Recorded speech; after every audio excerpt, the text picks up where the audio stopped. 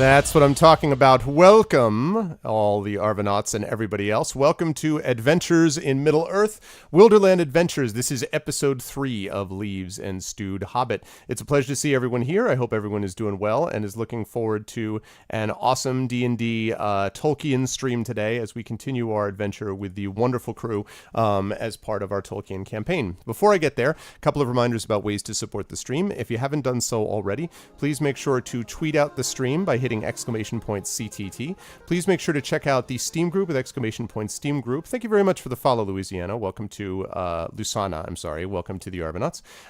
So please make sure to tweet at the stream. Please check out the YouTube with exclamation point ArvTube, the Steam group with exclamation point Steam group, the Discord with exclamation point Discord. What's going on, Cairo? And of course, please make sure to support, if you can, the channel with the Patreon, exclamation point ArvTreon. Inspirations have been reset for the month, so you will be able to inspire the players in today's session and all the other D&D sessions this month. So that should be fun for you guys if you're able to support the Patreon. And then what else was that I want to talk about? Oh, yes. And then the last thing, of course, is that subscribe button right above the window. It is still September for another 8 days, I believe. All first-time subs to the channel are half off, whatever tier, $4.99, $9.99, $24.99. So if you want to be like Kilobyte and be able to use that gold get hyped everywhere here on the internets, by which I mean everywhere on Twitch, you can do that by hitting that sub button and it will be half off. So please consider doing that. We are continuing Wilderland Adventures today. Later on at 4 p.m. I will be going on to GOG with Pen and Pixels, and I'll be continuing my Star Trek Judgment Rights playthrough. No stream on Friday in all likelihood. I'll be traveling up to CanCon in Ottawa. If anyone is in the Ottawa area, would love to see any or all of you there. I think there's a couple of you already that are going to be there that I'll be meeting. But Saturday I will be streaming Saturday evening from there, as I will be continuing the Dungeons and Dragons playthrough with Infinity and Beyond as we continue that campaign, which has gotten really awesome as well. So I'm looking forward to that, and I hope you guys are as well. But now it is time for us to continue our Wilderland Adventures campaign. Thanks to our sponsors, Cubicle 7, who are wonderful peoples, and we love them. Thank you guys so much, and let us head over to the wonderful people. So I'm going to unmute myself so that they can now hear that we're being talked to. And then I am going to unmute them, and then I am going to move over. Dun, dun, dun, dun, dun, dun. The garbage truck comes rolling through, and it's full of china plates and bowls all in the same garbage truck. And I always love, it's always an enjoyable moment to see what will be improvised as the thing that they're going into when we join. So yes, that person that you've just heard from, by the way, one of the 3 wonderful members of my Tolkien campaign, that person who is just back from his triumphant guest of honor appearance at the convention in California, which redefined cons. They actually shut down much of the West Coast just for this experience. And so it's a pleasure to welcome Trendane Sparks into the conversation. Hey, Tren, how are you? How was life? Every time you look up at me, I just keep thinking about It's a Story of a Man Named Brady. I just can't resist the feeling of it. I'm not the maid. No, I know you're not the maid, so it wouldn't work. So how was it, man? How was everything? They proposed to me and they gave me a pin. Look at that! Wow. It's just he walks up to me, really cute guy. Walks up to me in the main area of a hotel called where you check in. Lobby. Yeah. That's telling how this game is going to go. He walks in and he's like, "So I got something for you." And he sits down with this box, and I'm like, and it's like, "You got me a box." It's like, "Oh, there's something in it." And I was like, "No, why?" "Oh my God, you got me a box with something in it. I cannot believe this. It's so fantastic." And I tried to grab it and pull it open. I couldn't open it. And I was like, "This is some kind of trick box, isn't it? There's actually, there is something in it." So it was this pin. And he's like, "We've been trying to get rid of them." So I figured, I'm like, "Oh, thank you. Yeah, that's great. Thanks very much." But yeah, it was actually a lot of fun. We had 3 panels on how to be a voice actor, 1 each day. I don't know why we needed 3 of them, but it was good because the first 2 days we had basically the same people show up to both panels. I'm not sure why they did that. Was it just a repeat panel? It was the same? No. The first one was more about just kind of, you want to get started, here's what you do. The second one was more about how do you find your voice, and Okay. once you've found it, how do you keep it? Okay. No, I'm sorry. That one, mine was the one on Saturday, which was about mainly video games. It was the one on Sunday was once you find your voice, how do you keep it? How do you, if you start to do an accent or something and then you start to lose it, how do you get back to it? Oh, interesting. Stuff. That's pretty cool. So that's not even. I mean, that's not just 101 stuff. That was somewhat more in depth, perhaps. Yeah. So that's kind of cool. Well, that's awesome. He sounds quieter than me. I can. I mean, we can see, but it sounds. I mean, it looks to me like it's balancing out about the right level, but I can. I will check I will check it out. We'll see whether anybody else feels the same way. We'll find out as we move down to the person who was not at a convention, but was just doing his usual 6 billion hours of D&D streaming, but has had his internet restored to stability somewhat and glory, as we can tell. Hi, Will. How is life in the universe with you, sir? It's good, it's good. Been having a fun time. Been streaming a lot. Been working a lot. Been very lucky to be on the D&D channel doing our stream at the moment. So we're man, check you out. You're like learning. People are learning by playing with you. They're learning everything. That really is the best way to learn, isn't it? Yeah, but I'm having a good time. I'm woke up early this morning and got my coffee, ready to play some Middle Earth today. Ready to play some Middle Earth and to advance further, yes. And I didn't ask you this, as I should have. Tren, can you tell us who you're playing very briefly, and then I'll ask Will the same thing. Yes. And would you please be so sure. kind as to explain? I am Tonybear the Hearthminder, a Bjorning guy who cooks. A Bjorning dude. It's just a guy. He's a bro. It's just a guy. He cooks. That's what he does. He is the Hearthminder. He is the Hearthminder. And Will. I'll be playing Roba Staunton, the Dunedain Ranger, with a love for sarcasm and dry wit. And a Liam Neeson a bit of Liam Neeson, quality to him. And last but certainly not least, always a pleasure to have Will on board. And last but certainly not least, of course, we have the highly respected from other things she does on this channel as well, Terry Tunes. Terry, how are you? Terry's very excited because why? Yes. Why are you excited, Terry? Because I finally found a new apartment after 1.5 years of searching. Yes. The apartment is yours. Now, I imagine this apartment is not just an apartment, but is actually like a full, penthouse suite with multiple, Yes, of spiral course. staircases and secret rooms. And indoor whirlpool. Okay, good. And like servants and stuff like the Good. The whole deal. and they were all just waiting there. I like the idea that Yes. you came in and they're just like, be our guest, be our guest. Like, awesome. I'm good to go. Exactly like that. Except, not exactly. They were not like singing furniture and stuff. Right. Like people. But, Right. Then I would question what you had for lunch then. Yeah, exactly. Well, that's awesome. I'm excited. Is it far from where you live now? Is it like way No, far away? actually, like by bike, it's like 15 minutes. Okay. So, Okay. yeah. Awesome. I am excited. When is all the moving and all that happening? Like, is it? I don't know exactly. Like, I took care of like most of the paperwork today, and like officially, I get the apartment from like November 1st. Okay. But I have to like put in new floors and a new kitchen and all that stuff. Oh, so it's wow. gonna be- Yeah. No joke. This is like a full man. So by the time this is all that's said and done, normal in Germany. That's how moving works. You always have to like first you have to They don't put come in with stuff. floors. You have to put in the No, it's just like the hole in the ground. everything in Germany is just a skeleton of a house. Like everything is just the frame. Well, it's not unusual. I gotcha. It's everything is build to suit. Like that's funny. Everything here is like we just in especially in New York City. It's like you take what you can get. Like what? The shower's in the kitchen. Sounds good. Sign me up. Like everything is really that all way. the dishes around you and just wash everything all at the same time. Pretty much. And you Well- know what? I swear to God, people laugh. That's absolutely true. I literally knew a guy who was in an apartment where the shower was in the kitchen, no lie, next to the sink with the garbage disposal in the sink, like the whole 9 yards. It was. That's a life hack, man. Yeah, it was. Saving time. And it cost like now I'm sure that would be like $2,500 per month because especially here in yeah, California. it's crazy. Yeah. It is nuts. Anyway, but it's awesome. I am excited, very excited for you, Terry. And who are you playing today on our wonderful I session? am playing Inge, daughter of Ida. She is a Dunedain. She's No, a Dunedain. no, Oh she's- crap! She's one of Durin's folk. There we go. The other word was Spoilers, Jesus. no. She's a dwarf. There we go. She's a dwarf. She's a dwarf from the Erebor. Yes. Well, not from the Erebor. Her people are from the Erebor. She was born on the surface after all that jazz with Smog happened. But yeah, that's her. She's a wanderer and a stonemason and other good stuff. She has a pony. And she has a pony. That's right. That's right.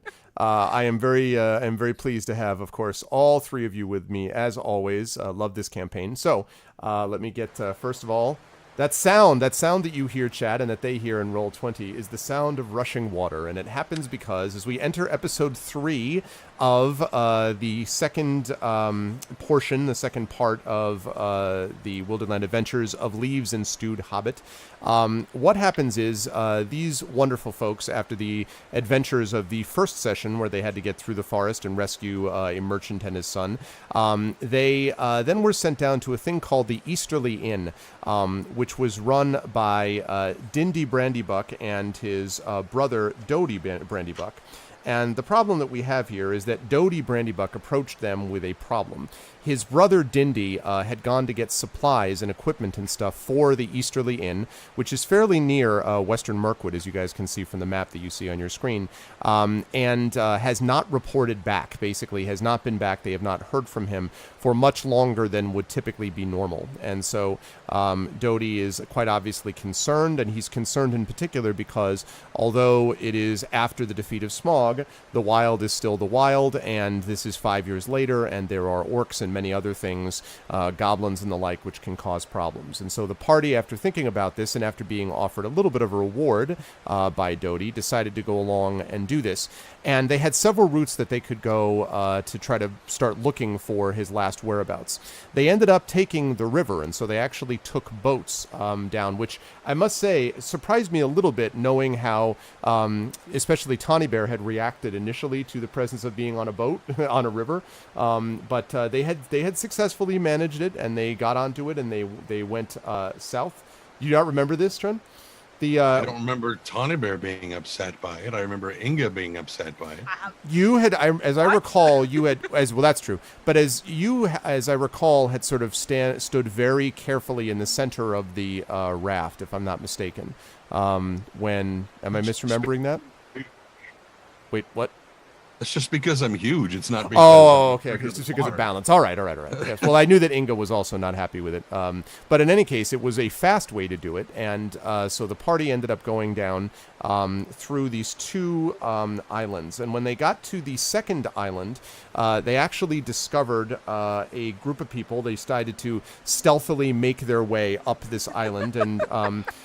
That was one word to put it. Robar was not quite as successful in making this stealth attempt as he hoped, and he ended up. No, it was me actually. I was the one being loud, and he took the blame. Yeah, you're right. Yeah. That's true. Okay, you're right. Both of you went up. Inga, that's true. Robar was the sort of public face of the failed stealth. Let's put it that way. And then I saved his ass in return. Yes, that's true. That ended up happening. Called alive by the what's the name? The dudes. Yes, by the Bjornings. The Bjornings, thank you. Yes, the Bjornings who had gone themselves and had heard some rumors about problems in the area. And actually, let me just quickly pull that up. There we go. Had run into some problems that they had heard the sound of creatures basically howling in the night, and at the end of our last session, there was one of these howls that they had heard in the night while the Bjornings were basically watching over the party. And so, as our adventure begins, it is the next morning after that evening has passed, and as you wake up, you find that the camp is sort of been not completely deserted. I mean, there's still a couple of bedrolls and stuff, but most of the stuff looks like it's been rolled up and is ready to sort of move on. At least the Bjornings look like they're ready to move on. And they essentially are kind of out looking at different parts around the camp as they finish their preparations. And the three of you also have to decide what you are going to do next. Breakfast? Just going to say... Always a positive. Gonna cook breakfast? Always a positive. There is a campfire there, which is currently not. There's a few logs of wood on the fire, but it's not burning at the moment, so you'd need to get that lit again if you wanted to. Just I so will you're get aware, the fire going. Yeah, I think my internet may be trying to take a dump on itself, just as a word of warning. Okay, got it. So you guys can certainly do that if you want to get breakfast. Do you wish to do this? I mean, are you gonna? Yeah, let's get some breakfast in us first of all. Okay, It's the most important meal of the day. gotcha. All right, so you guys can light the fire and begin to do that while the food is cooking. And I should ask, by the way, are you going to seek out new life? No, are you going to seek out food or like fresh food, or are you going to try to eat some of your supplies, which mostly consists of some tough beef strips, like some meat strips, and also, of course, the twice-baked honey cakes of Tawny Bear, along with some jars of honey that you have got with you. So that's your, and of course water, but fresh water is not a concern here right next to the river. I think there's a great deal to forage here on this island. Probably not a lot. You could try to make an attempt to fish. The river is quite fast moving, but you might be able to catch some creature things down there, or you could kind of, journey off, or you could just have the food that you've already got if you want it for maximum ease. I like the fact that you said creature and not fish. I don't like it. Right. Mm-hmm. We have some supplies, and I guess in this, anyone wants to go fishing or creature hunting. Okay. I decidedly not creature hunting. Okay. All right. So as you guys are sitting around the fire, as it has been made and you're preparing to eat some of your leftover supplies, one of the Bjornings comes over. Now, I'm trying to remember who the last person was that was on watch that heard the howling. Which one of you guys was on watch last? I'm trying to remember who it was. Was it you, Robar? It could have been, could have been I me. think that's what I remember too. Yeah, I think it was Robar. Yes. Yeah, So, yeah. so he comes over, and it was the same one who was sort of standing. You may remember that he was standing on the outside looking out and saying, we hear this quite a bit, right? So he comes over and he sort of sits down kind of roughly next to you, Robar, and he says, I've been out a bit before the sun rose. I've had a chance to see some of the things around here. I should tell you that there's a strange feeling to the earth. I can't explain it very much, but it feels wrong somehow. It's felt that way to me ever since I heard the noise last night. We've heard the howls before, but something about this seems odd to me. You sense it too? Do I sense anything odd? You can, if you wish, try to make a... What's the check that I would give to you? No, actually, you know what? I'm not going to give you a check for this. You don't need a check for this. There is a sense that you had that there was something... Off isn't quite the right term. There was a sense of anticipation, maybe that's a way to put it, about the land around you. The river continues to move at its same pace, but there is a sense that the land around is sort of waiting for something, kind of somewhat of a stillness despite the rushing of the water. It's not like the sense of sort of evil that you felt with the thing with the well in the forest. It's nothing like that, but there is a sense of anticipation, of waiting for something to occur that you are aware of. And in fact, your comrades might be aware of it also, but in particular, Robar, you feel it a little more strongly than Tawny Bear and Inga would, because you were awake when you heard that howl, and you have felt a little bit of it. Then, I'll nod to him and say, I do sense an unquiet in the land. Something is afoot, or about to be afoot. He says, the lands down here are fairly well known, but as you move to the west towards the high pass, you should be careful about the things that you find there. There's more than a few places where great kings of men died in the distant past, and I wouldn't want to be caught there after dark. If you do find yourself there, and you may be forced to, keep your wits about you. Thank you for the word of warning. Hopefully it doesn't come to anything like that. Aye. Look about myself rather nervously and check that Tawny Bear and Inga are sleeping peacefully. Good. Well, pretty much. Actually, my assumption was that you guys were now they were sort of busy at their breakfast preparing. there's So that too. I believe thought so. there was- I don't know if you guys have fallen asleep again around the fire, but maybe I it's thought, just I like thought you were saying this was He's during his guard shift. yeah. Cooking while asleep. Yeah. That's right. No, so they're not paying a lot of close attention, but he was specifically directing that to you, and he says, "I don't know for the others, although I think you could probably trust that one." And he nods towards Tawny Bear, and he says, "He's one of my people, and we know what we're about, I suppose, but he may not even know, or the dwarf, what it is that they're truly facing here. If you are one of the Dunedain, you've run into this sort of thing before. Just be conscious of it." I nod and say, "Aye, we'll be fine. The group looks after one another well enough, and well, as you can see," and I point over to where they're making breakfast. "We'll be prepared." And he nods and he says, "All right, in that case, my companions and I are going to make our way out.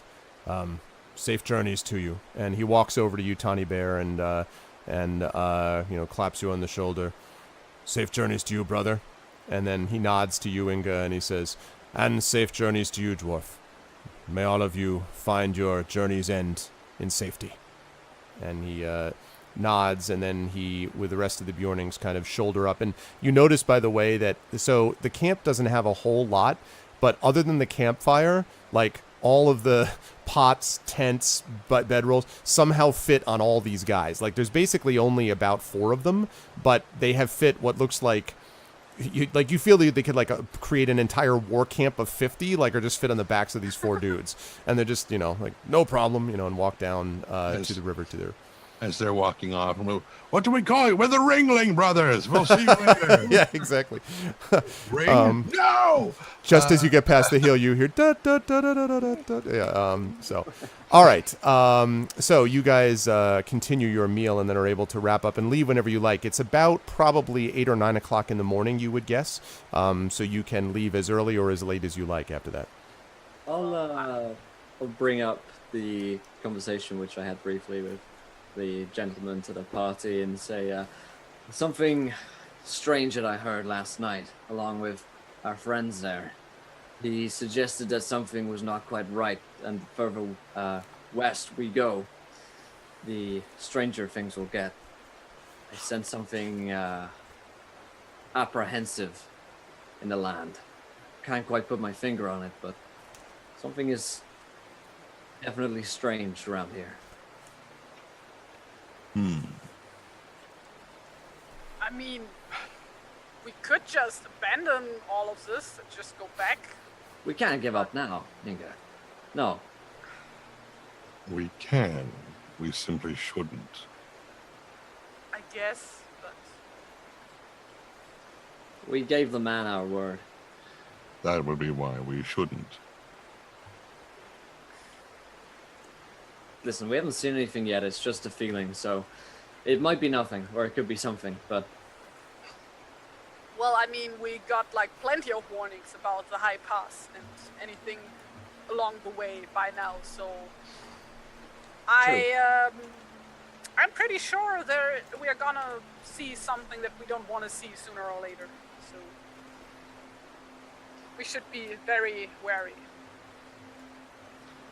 yeah, it feels like it's only a matter of time around here. Yes. Well, then I suppose we shouldn't keep it waiting, should we? You're right. Let's Here. let's pack up and get back on the boats. You all look at him. Good line. Okay.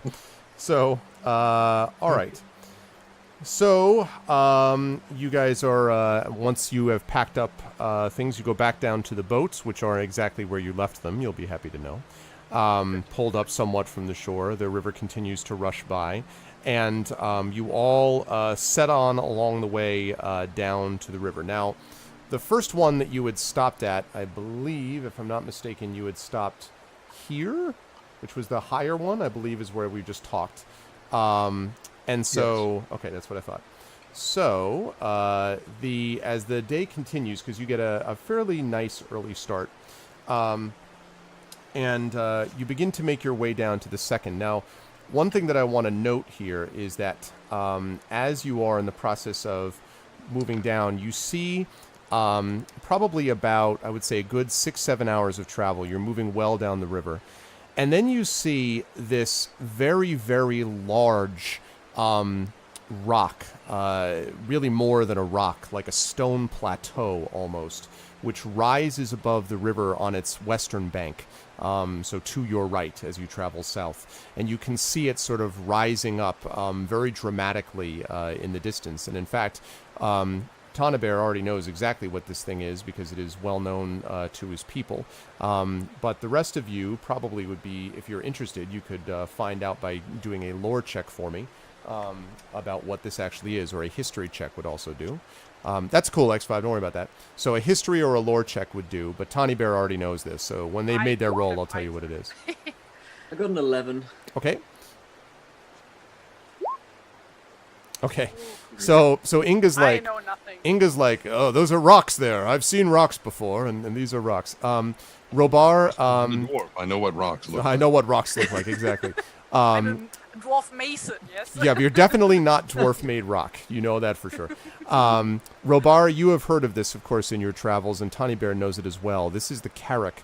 It is a great stone that rises from the ground itself, and you can see now why it was used by especially the Bjornings and Bjorn's people, because it commands a pretty impressive view. It rises several hundred feet above the land, which is mostly flat next to the river.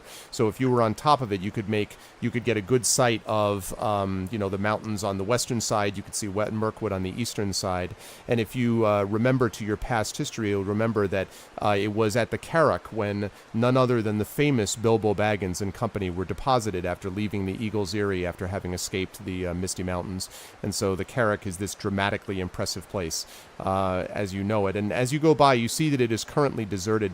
But Tawny Bear, you have a stirring in you of maybe pride might be a good way to put it. This is a place that is very, of course, important to your people, in part because it is the place where great military, where stands were taken against the evils of the wild, and where the Bjornings tried to carve out their own world for themselves, and the Carrick was one of the places that was central to it. So it's not unlike that scene where they're traveling down the river and the...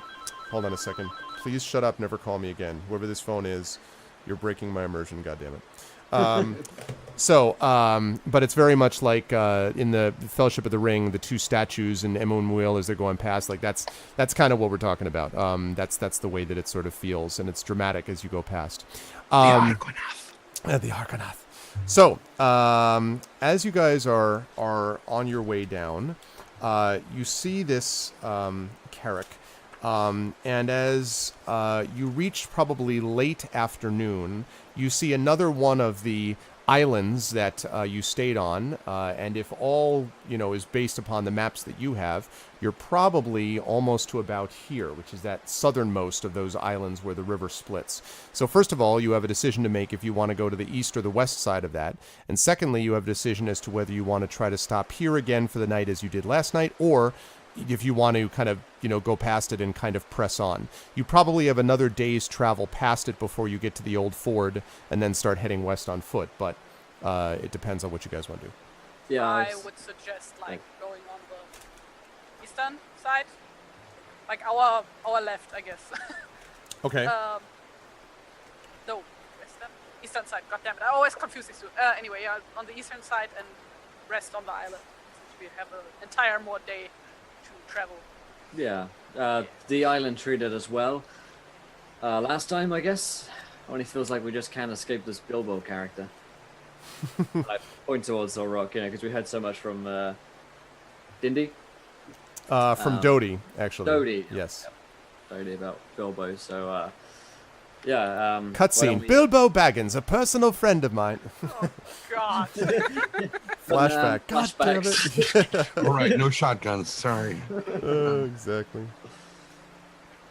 Yeah. So yeah, let's camp on the left-hand side. Eastern. Eastern. On the eastern side, because We're like on the opposite side of the high pass. That's the Yeah. side we want to camp on. Closest to Beowulf's house. Well, basically because all the evil stuff is on the west side.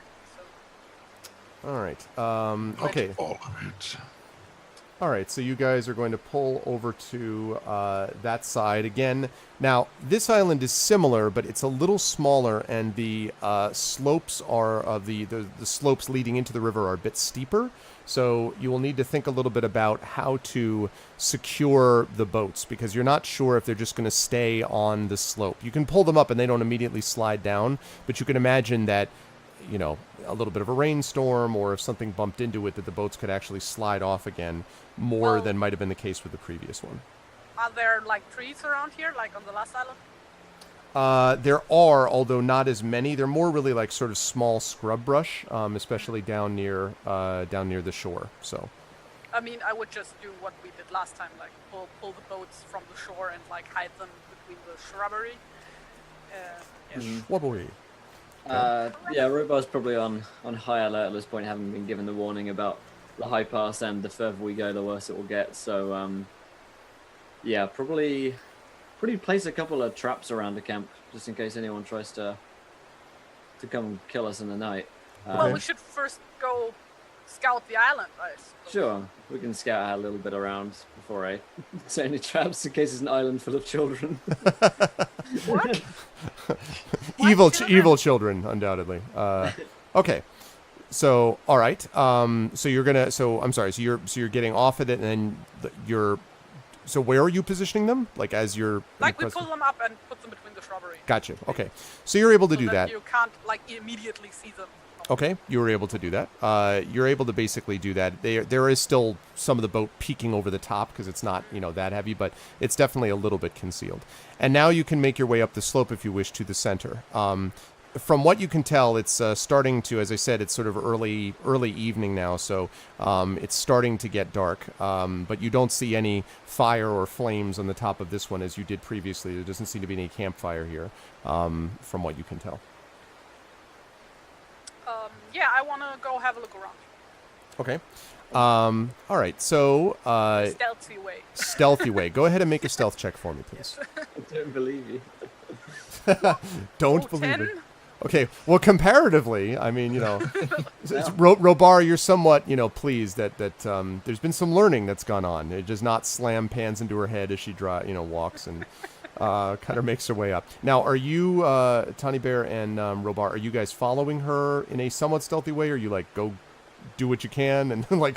Have we figured out where we're gonna set up camp yet, or are we searching the island before we do all that? I think you said you were searching the island, but you tell me. Yeah. Okay. Like before we set down anything, we should Okay. check. No, It's all actually right. safe to stay here. Yeah. We should go with it then, I guess. Mm-hmm. Okay. I guess there's a moment, look, where we're like, should we just stay here? Like, we should follow her into scary woods. We've had a bad history of letting people go alone into woods. All right. Are you? Yeah, exactly. Are you also trying to stealth it up, both you guys? I'll go on in. Yeah. Okay. Robo. Do you want to give it the old college try? Oh, I rolled So better than you. yeah. So this time, Robar, you're like, I think I can. Listen, this is the way that you actually do Nadine. And then as you're going up, you think that you hear a rustling to your right, and you're about to sort of look over and kind of scold Inga for being less stealthy. And then as you look over, you see maybe a creature, sort of like a bunny or a rabbit or something, something. And you're like, ah! And you so a bunch of rocks shower down past Tawny Bear. So you hear this. Nothing happens. There's an eerie silence. Tawny Bear nimbly dodges, quietly moves past you, sort of shaking his head. No, I'm kidding. He's not that quiet, but he's definitely a little quieter than that. Inga, you hear the sound of rocks behind you, rolling down the bank. I just turn around and look at Robar with like this impression. Some kind of natural landslide just happened. Yeah, I was just witness to it. It was. There's an unquiet in this woods. Okay, so you guys are able to make your way to the top, but this is actually not a very interesting island in terms of its features. There is nothing on the top of here, from what you can tell. There is a relatively flat area where it looks as if maybe the grass. There's a little bit of grass, maybe that might have been tamped down in the past. Like you would bet, if you had to guess, Robar, that this has been used before for campsites and things like that, but. It doesn't look like it has been for a while.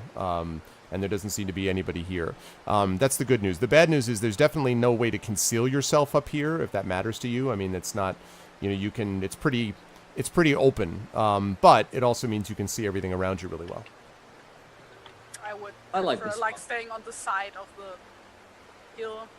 Okay, do you want to be on the western side or the eastern? Western being like towards the Eastern?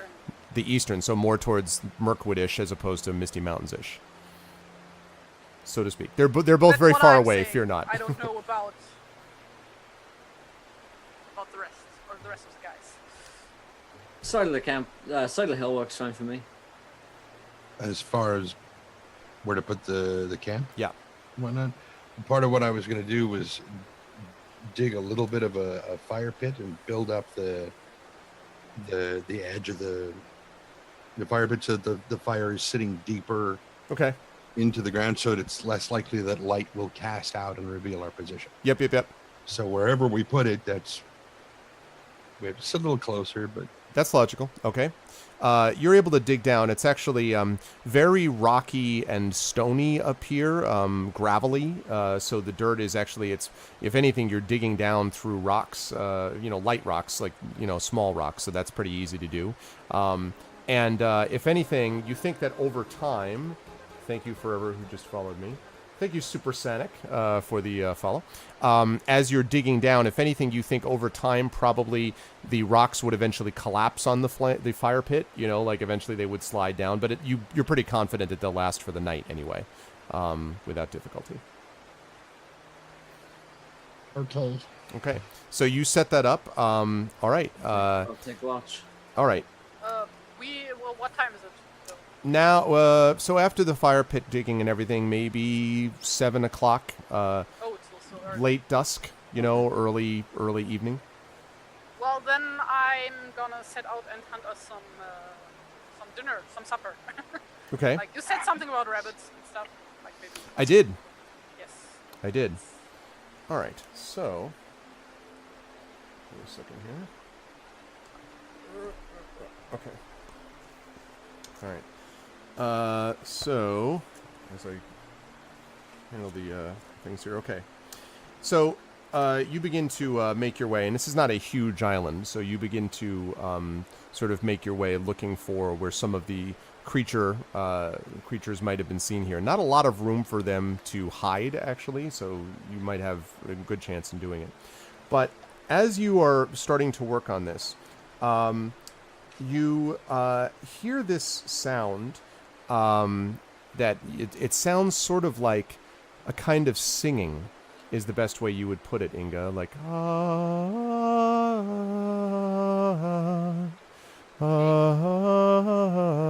like that. And so you hear that sound, and it's coming from the west, like towards the Misty Mountains-ish area.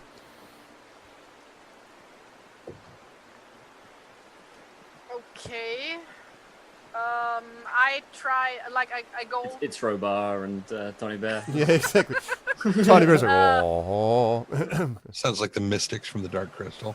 Yeah.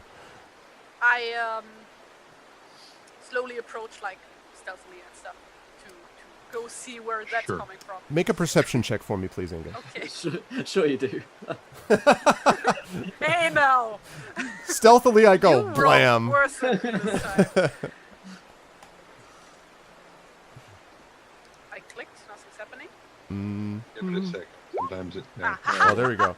20. You perceive all. The world becomes the wireframe, and you can see through it. Okay. So, Well, no, not a natural. that doesn't happen.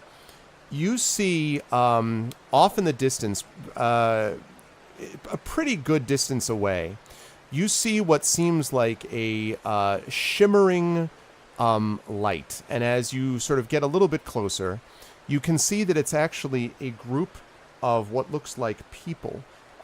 They are clad in silver cloaks, it looks like, silver cloth. And you hear just you can't really sort of see them directly. I mean, you can see them, but I mean you can't hear details, but every so often the wind around you takes away much of it, but you can hear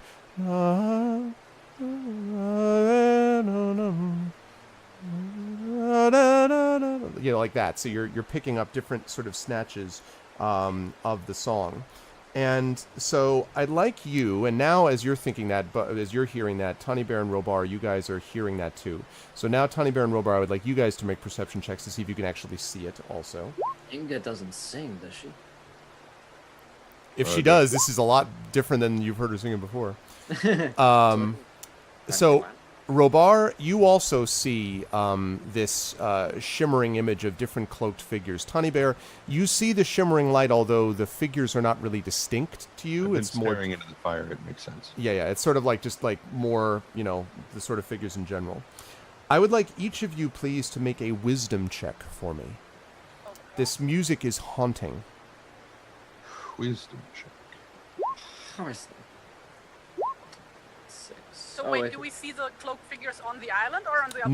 No. They're on the opposite side and a decent distance away. Not a wisdom save, a wisdom check. Wisdom check, right. And they seem to be moving away from you, by the way, slowly. Okay, so, let's see. I rolled a save, but it is the same stat as a check for me. I don't have proficiency in wisdom save. Let's see. Okay, great. So, let's see. So, Inga and Tawny Bear, as you hear the song feels to you, and it sounds roughly. In fact, let me double check on this. What languages do you both speak? See, I speak Dalish and Uzbek. I have the tongues of many people, so a smattering of all sorts of stuff. Tawny Bear, definitely this is Elvish. Unquestionably Elvish. And High Elvish, too. If you had to guess, sort of like elves not from the Woodland realm, but elves from Lothlorien, perhaps. And as you're hearing these sounds, both you and Inga feel a sense of hope. There is a struggle against the shadow. There's a struggle against this darkness. The thing in the well that you fought still fills you with trepidation. But something about their song seems to be speaking to you of things greater than you and things that beauty that remains in the world. And if beauty remains in the world, there's some power that can remain as a part of it. Both of you gain inspiration by this experience. Yay. Robar, your experience, I'm sorry to say, is somewhat different because where the other two hear, this sort of inspiration, you are aware of beauty departing, right? Your sense is these creatures are leaving, and as they leave, they are bringing the beauty with them, and you were aware of sort of the fleeting nature of life, the amount of years that you have wasted, you don't know, spending it trying to protect people that aren't even aware of what it was that you've done in protecting them. And that is a concern for you. I need you to make a corruption check for me. What this means is this is a wisdom saving throw that you need to make. So this is not a check, this is a saving throw. Come on, fail it. 22. Fail it. Oh, wow, by a good significant margin. Incorruptible. You're like, nope. So you have heard, so you feel this, but at the same time, the Dunedain endure. And so your knowledge of your endurance is what sustains you. Nonetheless, this music fills you with a sense of dread, and building upon what you heard last night, on the island, that howling. I don't want to tell you what your mood is, but these are ill omens, it seems to you. Yeah, I think Robar probably gets quiet and broody around the campfire as I hear her singing. Okay. Over time, that you see them moving farther away until even the shimmering is just in your memory, but the light has vanished and the sound has gone away. Okay. So now the watch continues. Most of the rest of the night passes somewhat uneventfully, and all of you are sort of lost in your thoughts. Help! I'm lost in my thoughts. Where'd I go? Okay. So next day dawns, and So we didn't get anything to eat. I'm sorry. I was so occupied in talking about that. No, I beg your pardon. Yeah. Yes, So you got an elf. Yeah, exactly. You found an Ooh, an elf. delicious. So you did, in fact, find 2 scrawny and not very edible-looking conies, rabbits. They're the not. only 2 on the island. Yeah, well, that's the thing. There may be others in burrows down below, but these have been eating none too well, you would guess. In fact, you're not entirely clear how they got over here, presumably swimming. But, I mean, given how fast the river is, you know, certainly rabbits can swim, but that's not their preferred mode of travel and being able to get over to here. So it's possible that there were some that sort of struggled over here and they've been able to, you know, a little bit of the scrub brush and everything has kept them alive. But they do not look like they've been eating well. So Well, it will be enough to make a soup. So okay. All right, so you prepare a soup for them. You know what we need? well, do I prepare a soup for the rabbits or for the party? To make to fatten them up. That's what you need. What do you need, Tanimir? A few good taters. Taters. What's Exactly right. taters, What's precious? taters, precious? Yeah, exactly. Spit all over the camera. Oh man. So, okay, so you're able to make this soup. It's not particularly filling, but at least it's edible. And you guys are able to eat your food with all of you noticing, with Tanabear and Inga feeling somewhat, you know, filled with some sense of hope, and Robar broodingly staring at his skeletal rabbit. No, I'm just kidding. At the soup, the bowl of soup that he's eating. Puppeting it. Life is feudal. I just ate fiver. Yeah. Okay. So, now, assuming unless you guys are doing anything else in the evening, as the next morning dawns, it dawns with a grayness on the sky. It is overcast today as you wake up. Nonetheless, there is you can see in front of you reasonably well, although there is a little bit of wispy fog, which the rushing river kind of dissipates quickly as it goes through it, but definitely to the land on either side of the river, there's a little bit of this wispy fog. You can still see okay, but not as well as perhaps yesterday you could. I don't like this. Yeah, I woke up in a bad mood. Okay. Let's just get going, shall we? Yeah, So, yeah. Like have a quick breakfast and then off we go. Yeah. Okay. do you have honey cakes around? Yes, the honey cakes. That's true. And also, do we ever calculate how many of these you had with you, Tawny Bear? How many of the honey cakes you had? Enough. Unlimited. Never mind. Is that the answer? The answer is No, that's not the end. I think we calculated you had a dozen. okay. Okay. Just want to make sure that we keep track of it over time, in case we need to bake more in the future. As he pulls out his own. That's right, chat. Caramelized apple cake. That is not a honey cake then. No, I know. I don't have one of those. I had to go to Starbucks, and they didn't have that, so I did the best I could. Thank you for the follow, Mr. Pescatini. Okay. So I cooked them prepped them at the tavern. before we Right, left, at the inn, yep. and then we didn't have any last night. So these 3 will leave us with whatever 12 minus 3 is. 9, right. Thank you. Okay. Okay, they are still delicious. And Robar, I wouldn't say that your spirits are super lightened, but at least the food is good. It helps. You know, yeah, exactly. Okay. Yeah, I know, Classicor, sorry. Immersion ruined, not honey cake, yeah. I know, it should have been, I know. Next time I'll be better prepared and I'll make honey cakes myself. Yeah, this See- will help. I could get cheesecake from the kitchen. Oh, there you go. Dressing. Nice. See, that's what we all need. We Yes. totally need this. Cubicle 7, please, as part of your sponsorship, provide us all honey cake. If you could do that, that would be lovely. Yes, please.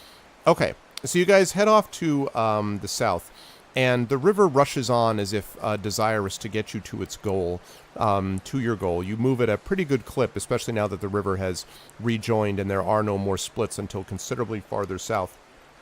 And so it is only about 4 to 5 hours where you begin to see on the eastern side of the river, you can see this road basically beginning to loop in from outside. That's the road that you would have been taking if you had gone down that route. and you can see the road beginning to loop in. And you see that there are a number of like marshy sections and things like that, which you would have been forced to slog through had you gone that direction. You can see that some parts of that road are sort of put up on what looks like piled stones, almost like trying to be lifted up, above the land itself. But in a way, you might have done well to have gone by the river instead. But pretty soon, you see a rather decent size, what looks like a wooden bridge that is approaching you right around down here. You can see, which means that you must be approaching the old ford.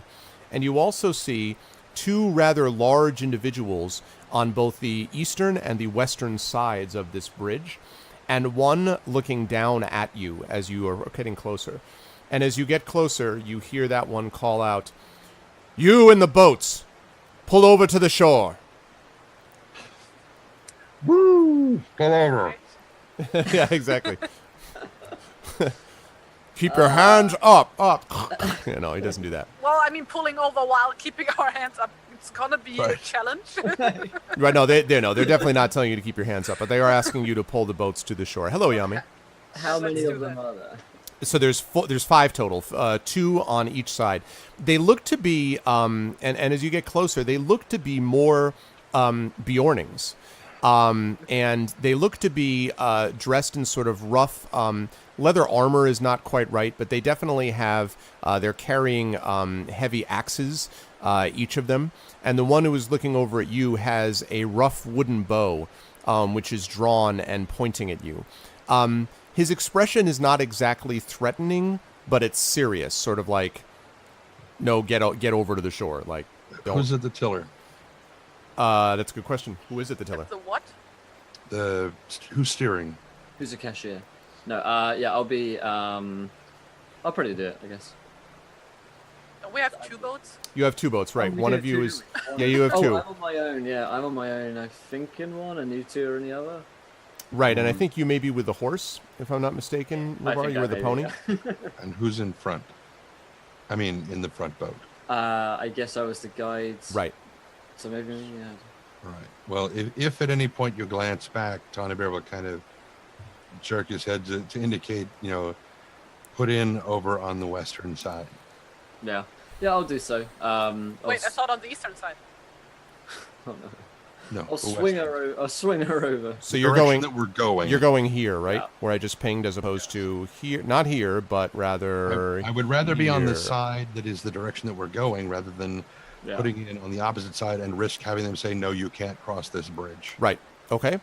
Okay. So you put into that area, and as you pull off to the side, 2 of the guys who were up guarding that western side come down. It's a fairly shallow slope here. It's not too steep, and so they walk down towards you, again holding these heavy axes. And with them comes the person who was on the bridge, who was sort of yelling at you. He now has a quiver on his back, and his bow is by his side. And as you come up, he says, "All right, what be your business here?" Does he direct that at anybody specifically? Nope, Or... he's directing it at the boat, the people in the boat. Well, Right. then we can wait for the boat to answer. Yeah, he directs it. He puts it in the direction of the boat. He actually says it to the pony, and no. No, he directs it to all of you. And the pony's like, "Nay." I'm sorry. No, I'm sorry. It was a really terrible joke. I I'll look apologize. at Tony Bear again, because he did the speaking last time. At least. Okay.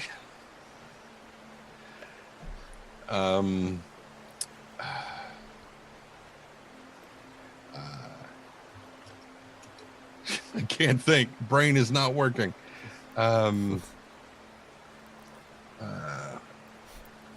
my question. Answer my question. I'm working on it. This is just a moment like in every PC RPG ever. Yeah, exactly. Line. Yeah, When, exactly. when the dialogue box comes up, the game is effectively paused. Right, that's I- right. Yeah. No, you save state. I get it. Yeah, I get it.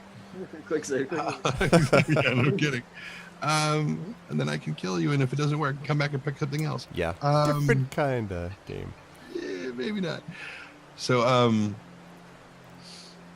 what was the name of it? Oh, right, the Easterly Inn. We are set out from the Easterly Inn to seek one of the halflings who went out looking for supplies and has yet to return. And he says, "You're a long way from the Easterly Inn. Why did you come all the way down here?" We were led to believe that this was the path he had taken. And he looks at the two Bjornings standing next to him. They all sort of exchange glances, and then he says, "We've had no halflings pass this way in at least 6 weeks." That does sound about right. And he looks at you and he says, "So you went this way and took a boat, but I recognize these boats. They belong to our brothers. How did you get them?" They were lent to us. Speed and time is of the essence. We know not where this young Brandybuck is. And he sort of looks at you with his head cocked a little bit, and he says, "You seem to be somewhat far afield yourself. Did you decide to seek adventure with this group?" More it was thrust upon me. And he nods and he says, "As it all too often is." He said, "Well, the toll for crossing here is 5 copper per head. If you can pay it, then we'll let you go, and good living to you, and Godspeed to you. Otherwise, we must ask you to return to your boats and continue your journey. It takes no small amount of coin to be able to keep this open, and we've had more than a little difficulty with other creatures attempting to cross." And you now can see that at the corner of the bridges, you guys didn't notice it before, they looked like sort of just pieces of the wooden structure, but actually on the wooden structure are spikes, and on each of these 4, it looks like there's 2 spikes on the eastern side, 2 spikes on the western side, and driven onto each of the 2 spikes are what look like goblin heads. And he says, "This is our latest sign to those who would attempt to cross into the land of the Bjornings without leave. We keep this ford safe, but to do so, Bjorn has commanded us that we collect a toll." I look appreciatively at the fact that he's got some goblin heads up there, and I'll fish into my my purse and produce the 5 copper for myself. Oh, Same. I do. we will gladly pay the toll to cross the bridge when we are going to do it. And he sort of blinks and he says, "I don't follow." Well, we don't need to go that way. We need to go that way. And he says, "But if you've gone down the river, and if you've seen the bridge, you're responsible for that too. You realize that making it down the river without attacks from goblins is also the work of our people." Oh, without attacks, not without a tax. Oh yes, without. Yeah, I was Right. gonna say that. We have to pay the goblins We've now? we've avoided attacks because of a tax. Right. Yeah. I will say, What's up, X5? yeah, either way, it seems like you've helped us out already, even if we haven't seen it. So I'm happy to pay you 5 copper pieces Yeah, to same. rid this land of these scum here. We've already met with some of your companions. Really? Where? On an island, night before last.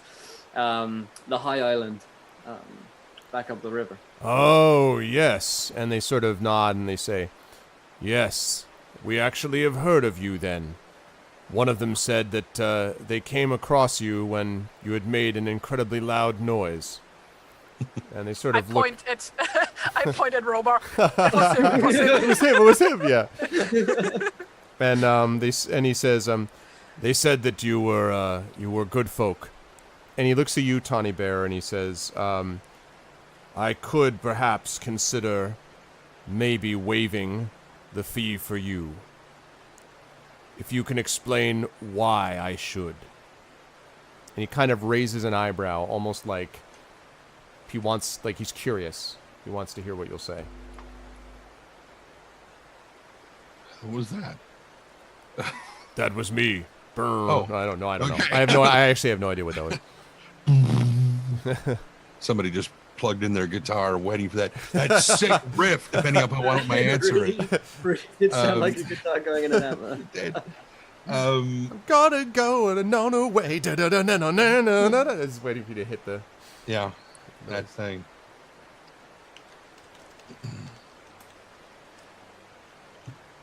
And kind of jerking a thumb towards Robar. In truth, he is correct, as are you. I had not considered the lack of resistance we have received, not attacks, that we have had from goblins on this trip thus far. Could consider this a goblin rebate, really. And he nods and he says, I appreciate your understanding. These are still somewhat difficult times, you understand. Some people seem to think that the fall of the dragon meant the fall of evil. The truth is that every creature that thought it couldn't move without the great worm being upon it now thinks they have open season on travelers here. Stamping out that resistance has been difficult. I'll give him a silver. And he takes it and he says, This is kind, friend, but more than is necessary. True. So he jerks his head at the other two. The other two sort of nod and go back up to their positions, and he says, Very well. If you're headed to the west, then I wish you good speed and thank you for your generosity. But I should warn you, there has been a strange feeling about these parts of late. Howlings in the night that you might have heard. I don't know if it's more tricks of the goblins. As you can tell, we've had encounters with them before. And again, he kind of looks meaningfully back at the spikes. And he says, but to me this feels perhaps like even more than goblins. I would keep your wits about you. And frankly, and he drops his voice a little bit, if you haven't seen your friend yet by the time you reach the high pass, I might recommend you turn around and go back. The chances are very slim that he made it out of there alive. If he got past there, then perhaps he has a chance. But into the high pass, and he just trails off and shakes his head. We've heard talk about the high pass. We do not trust a hope. And he sort of nods and he says, Good. Hope isn't worth anything when you could have instead several inches of cold steel. And he kind of, hefts his axe. And you can see, by the way, like muscles rippling, like all along, like these, no joke, right? Yes, I know. Yes, Tren. And, so he sort of nods to all of you, and then he returns up. Wait, hold. He stops and turns. Yes. I don't suppose you have seen any or heard any silver-cloaked singers in the night here, have you? And he sort of blinks and he says, Not really. Freddie Mercury and Elton John came by a couple of nights ago. But the only sound that we've heard here is the screams of the enemies we've killed. But no singing. All right. Never mind then. And this is farther south than where you saw it, but, the singing was coming from a good distance, Inga, so it's surprising. If you could hear it, it's a little odd that they couldn't, but... I figured that asking doesn't cost anything. Mm-hmm. Yeah. Okay. So he returns to his spot on the bridge, and you guys can head off to the west if you wish. Now, the boats here, you still have to decide what you're going to do with those, because you obviously can't bring those with you, at least not very easily. Yeah, I could say to that guy, these are your friend's boats. As you recognized, we don't need them anymore. Could you see that they get them back? We told them that we promised them that we'd get them back. Or at least keep them here safely, maybe, for us, for our return. I can certainly do that. We'll keep them over here. And he points to there's like it's much bigger than a lean-to. It's basically like a fairly large, what looks like shelter that looks like supplies and, things like that you see underneath it, which is on the eastern side, actually, of the river, all the way on the other side. And you can see what looks like several other boats that have been drawn up underneath. And he says, "Oh, we'll pull them up underneath there for now. I don't know if we'll be able to pull them north against the current, but at least they'll be here for others." Thank you very much, friend. And he nods. And assuming you guys are good with that, then you can, if you wish, set off on the path. Now, the path, I should say, I mentioned that the road that you saw was going through some marshy sections, and indeed, that is a little bit what you see as you begin to head west on this road, because the travel here is becoming harder. The road, as such, in quotes, does have those piled stones that I mentioned, but there are other places where the road has essentially succumbed to the bog beneath, where actually the marsh kind of comes above the level. And at those times, there is this sort of newer winding path that kind of navigates around muddy pools and bogland. There are some times where you come upon lines of stones. Once you come across what looks like a fallen, what might have been a wall of a castle, way back in ancient days that marks some ancient border. And so there is definitely a bit of, this is harder travel here as you guys go. Are you not going to give us, like, the complete history lesson, like a true Lord of the Rings book? Yeah, I was going to say, only to the point that is needed. And this land is, I try to balance those things out if I can. But yes, are you guys maintaining, by the way, your same roles that you've had for the journey as you go through this? Are you doing that still?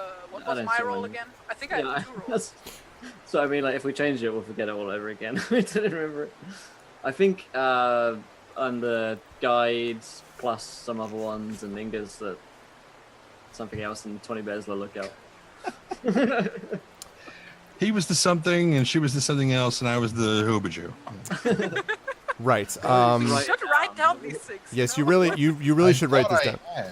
Well, I believe Robar was the guide. I think you're right. I think, Inga, were you the lookout? Is that possible? That could be, yes. Okay. And I was the hunter. And you were the hunter. Yeah, I believe that's what it was.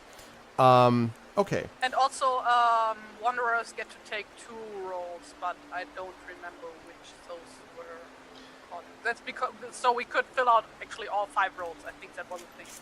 Okay. Yeah. Okay. Okay.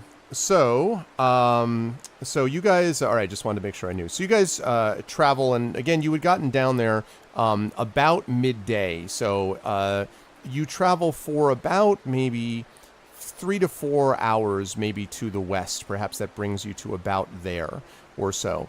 And then you hear the sound of what sounds like cursing and sort of shouting. And "I told you this was going to work. Ah, damn it all." And then you hear sort of another more cursing, and you hear what sounds like it might be sort of like whinnying or something like that. It sounds like some beast or animal. It doesn't seem to be exactly in distress, but kind of just objecting animalistically to whatever's being done. And it seems to be coming from the path, kind of goes up and then down again into the bog. So it's like over the rise ahead is where you hear some of this sound from. Pull there, I said. Drat. Try this instead. Why do you do this? It sounds like there's maybe 5 or 6 people talking. Let's go check it out, I would say. Yeah, it sounds like someone's stuck in the mud or something. Yeah. Okay. Like we should see if they've wheel on a thing. Yeah. Carriage. Axle carriage thing. Yeah. We should see if they've seen our friend. Okay. All right. And as you come over the rise, you can indeed see that what you suspected might be the case is the case. There is a wagon here, a wooden wagon, rather large, which is sunken into one of these marshy sections. It basically has a couple of wheels that are sunk downwards. The right side of the wagon, basically. The left side of the wagon is somewhat up. There are what looks like maybe some boxes, crates, and things like that. One of them seems to have tumbled over into the mud. And there is on one side of the wagon is what looks like a donkey of some kind that is pulling at the wagon. being encouraged, not whipped, but definitely being encouraged by a man and what Belgo. looks like, yeah, exactly, by Baldo. God damn it, no.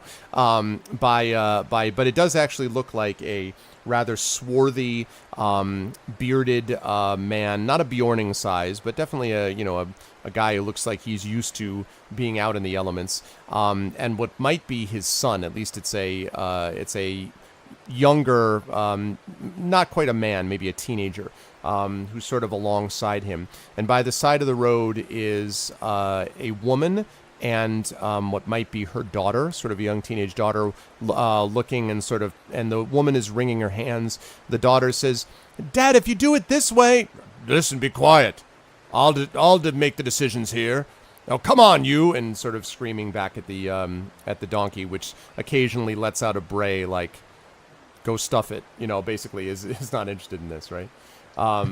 Your ox is gonna drown. You're gonna die of tetanus. Exactly. Diphtheria, something. All right, they haven't noticed you yet. Yeah, looks like they need a hand. Yes, let's go help. Okay. What we do? Yeah, we walk up and greetings. Oh, and he looks at you and says, it's yes. You look hello. like you could need a hand. Well, it's the damn wagon and this land. And the woman says, it's not just that, Haran. And the aforementioned Haran looks back at her and says, woman, you don't know what you're talking about. And he says, me and my family here, we've been traveling this way, coming north along the Anduin. And then we found this path and thought we would head that direction. And he points past where you guys just came from. We heard that Wilderland was becoming peaceful, and this was our way to get to it. And you can see what good that did, didn't you, Haran? He says, damn it, woman. And he sort of shakes his head, and then his son says, but she is right, Dad. She did tell you this. And he kind of looks at him like, son, he seems kind of not pleased at the direction of the conversation. He says, in any case, this wagon seems to have gotten a trifle embedded. Now, a trifle is stretching the meaning of a trifle quite a bit. This thing is at least halfway into the mud. Like, it's well into the marsh. And clearly this donkey by itself is not going to manage. Well, we should dig the wheel free and put a plank below it to support it. So that we can just roll over it. Would our pony be able to assist in that endeavor? Or He should. Yes, I think you could actually do that. Inga, do you have animal handling? Animal what? Animal handling? Yes, I do. Okay. So what I'm going to ask for you is, as you sort of rig up your pony to help pull the thing out, I'm going to ask you to make an animal handling check for me. Well, I mean, first I would dig free the wheel and put the plank below it. Okay. So are you going to do, or is anyone else, like, so who's doing what? Like, you're going to do that too, or who else is doing the plank, etc.? And what else do you guys want to do to help besides this? Because they're basically, the family is sort of like, whatever you want, because they clearly don't know how to get it out, so. Right, So if you need help with the plank, then Rabar will help out with that. And I can try and convince the pony. Well, we should first, take care of the wheel and then take care of the pony. That's the thing. Mm-hmm. Because this is going to take some time to dig free this wheel, so. So while they're trying to push to get the board under the wheel, Tawny's going to be kind of trying to lift up on the back of the wagon to try to make it easier for them to get I figure we just rip the back of the buckboard off. Okay. And just shove that under the wheel. They can put it something like that. Okay, so what I'm going to need is, I'm going to give each of you guys a different test here. So, Inga, you're going to get the animal handling, as I mentioned. I think I'm going to ask Tawny Bear for, do you have survival, Tawny Bear? I do. Okay, so I'm going to ask you for a check on that. Robar, you're attempting to help, basically encourage the animals on, as I understand it, be able to do that. So I'm going to ask you for a persuade. Natural 20. Nice. Wow. So Tawny Bear's just like one hand, like, oh, that's my secret cap. I'm always angry. No, I'm just kidding. He doesn't do that. With the legs, Rogar. That's impressive. So he's able to. So with the Bjorning's great strength, and also understanding a little bit about, it's not just check me out, I yank it. Like what you just described about, like I have to, move this, push it up, do that. That's all going into this mix. Robar, in the meantime, you're basically talking to both the donkey and the horse, and they'll be like, "You can do it! Come on, you can do it!" Kind of pushing them along. I believe in you. Help me to help you. Okay. And they seem to be encouraged also by the fact that whatever's happening in the back of the wagon seems to be working out well. Hey, Epidemic. And then last, what do we have? Inga's got the 11. The boxes to the other side and forward. Yeah, exactly. So, let's see. Together we can do this. Okay. So, you are your pony is none too sort of, this is not your standard work that your pony has done, Inga, and is not particularly happy about being in the marsh while it's doing it. So you're kind of like, kind of like shaking its, around a little bit. Nay, I say. Yeah, exactly. Doesn't really, why have you saddled me with this? No, I'm sorry. That's terrible. Does not really succeed in pulling it forward all that much on its own. However, Robar is somewhat more successful in getting the donkey to basically, pull forward, and it's helped as well by Tawny Bear's tremendous performance in the back, being able to sort of pull the wagon. So with a bit of struggle and with the family trying to help as well, the father, Harren, and his son kind of, pull at the wagon, and they finally get it back onto the road. Now, the wagon has come out somewhat the worse for wear. First of all, there's still that crate that's in the marsh that you guys can retrieve if you wish. But the one of the wheels, the back left wheel that was sunk deepest in the mud, seems to be askew, like bent. Maybe that the wooden axle has become cracked a little bit. It looks like it's rollable, but it's slow, is what it would be involved. And it looks like it's gonna break soon, probably, right? Yeah, probably. Well, my speciality is woodwright, so how likely is it that I would be able to do something to fix that? I think you might be able to do some work on this. The big challenge is going to be that you're going to have to do it without a lot of extra materials, because there's not, wood as such so much around here. The marsh is not sort of the same thing, which actually strikes me. I should now turn off the rushing river, which is definitely not here anymore. Goodbye, rushing river. Okay. So yeah, let's see. What check am I going to have you make for that? You don't have a woodwright check, do you? a woodworking check up in kind of right. What is woodwright, if I may ask?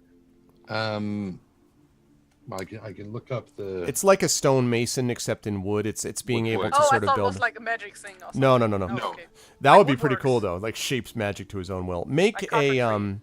yes, like carpentry, I would say. Let's have you make a dexterity check for me, please. Can I help him with that? Because I got that too.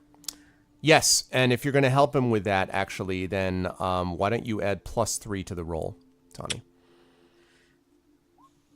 So 13. Okay. You are able to sort of put it together. It takes a little longer than you might have wished, but you basically get the thing like bent more or less back into place. It's not the most aesthetically pleasing work you've ever done, but it'll get the wagon moving. And Harren seems very grateful to both of you, in particular Inga and Tawny Bear. Oh, thank you so much. I'm most grateful. I know that this is going to be a moment for us to actually. This is a moment that we'll remember. That we'll be able to look back to this, right? And he sort of looks at his wife and his wife's. Yeah, we know. His wife sort of nods at him. She seems still a little bit perturbed, but she says quietly to the three of you, "Thank you. My husband can be bullheaded as they come when he wants to be, but he's not a bad man.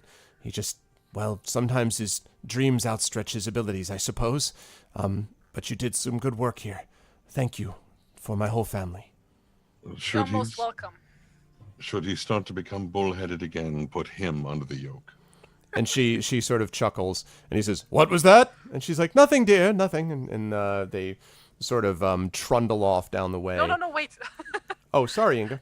You're always sending off all the NPCs. I before beg your can pardon. ask I'm them sorry. stuff. I'm sorry, Inga. No, ask the questions first. I'm sorry. I don't mean to rush past. Sorry. What can you tell us about the paths that you have already brought behind you?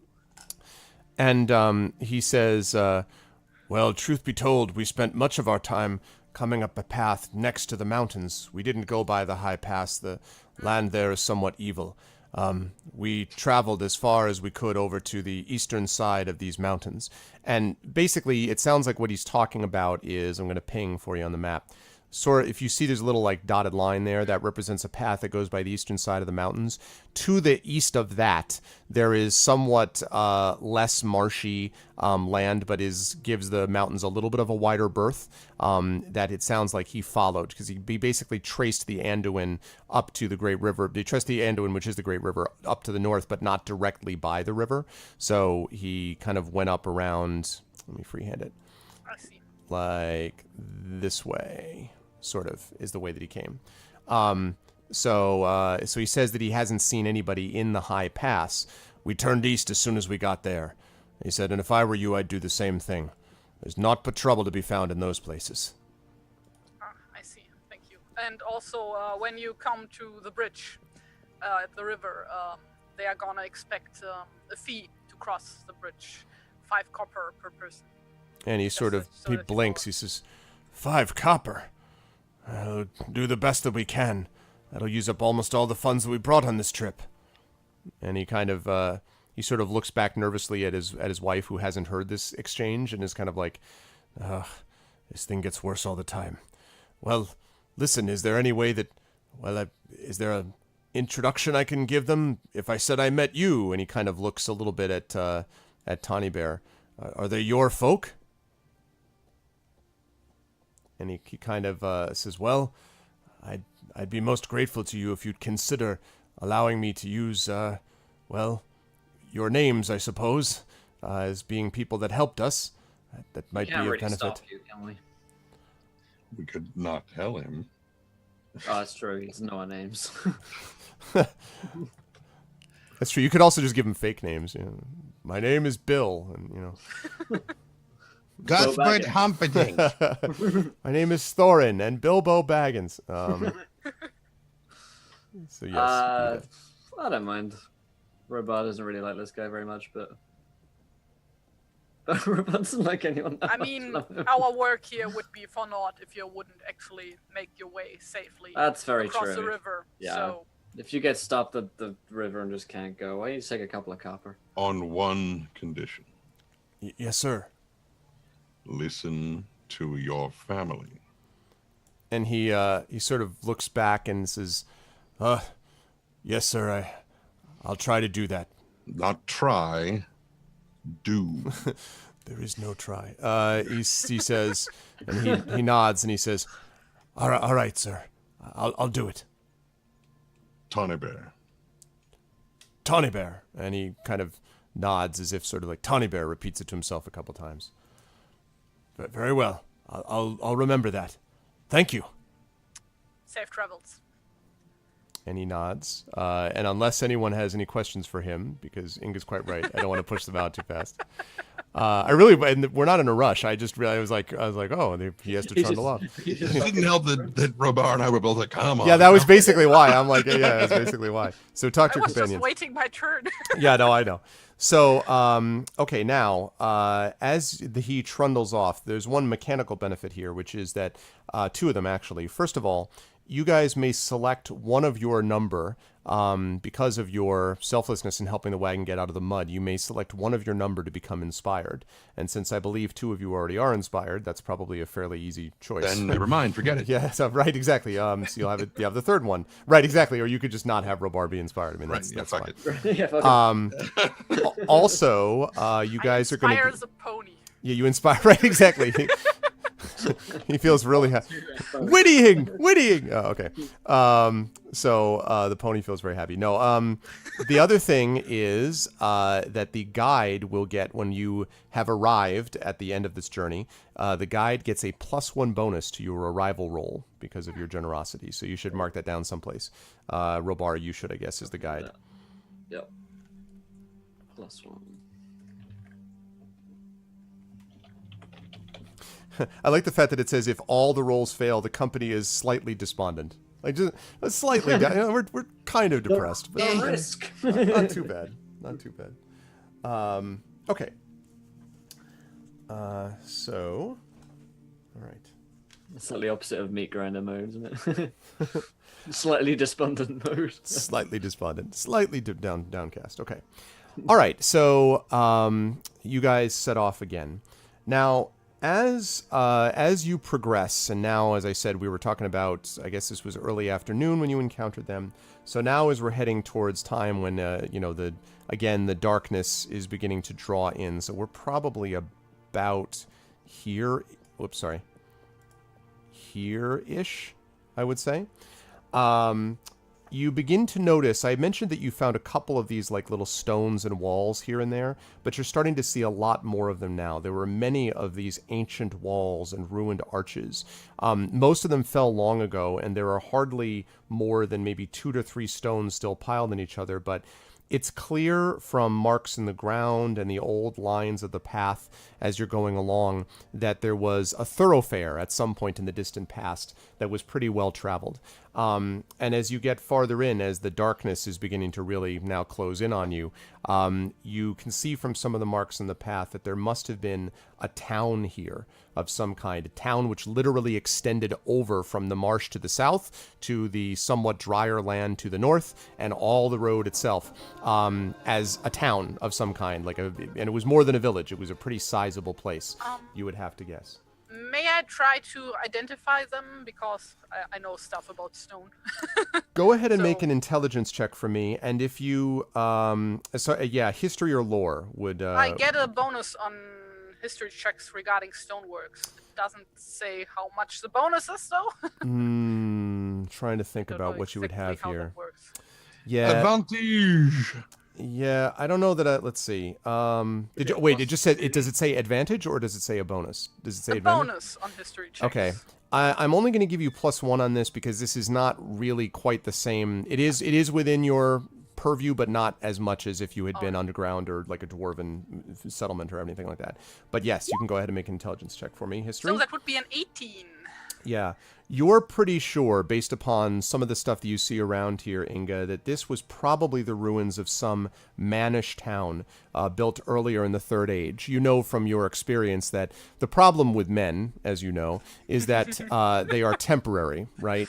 They build everything and they never build it to last. These things always sound very impressive and they're very dramatic looking and they look beautiful, and then they collapse within a couple of decades because men don't know how to build anything that sort of holds on. Besides that, of course, the necromancer's reach, grew long. The woodsman returned to the wild. And the road, your guess is from looking around here that this probably was a wide square in the heart of the town, because you can actually see marks of what might have been like fire pits. There are probably, other travelers certainly have made camp here in the past. And it looks actually like a pretty good campsite. But there's definitely, this definitely was on the ruins of this ancient, probably mannish town. Does anything here look out of place for a ruin of a human town? Make another intelligence check for me. And if you got shadow lore, you can throw that in too. If not, then no, no. I don't. Okay, so just an intelligence check, please. 12? Not really, except to say that the town is a pretty good size, but it's not surprising. I mean, there are so many ruined towns, especially in this area, barrows and tombs and castles and forts, and, that it's not surprising that you ran into this. This doesn't look particularly unusual to you in any way. Robar, you do feel a slight sense of disquiet.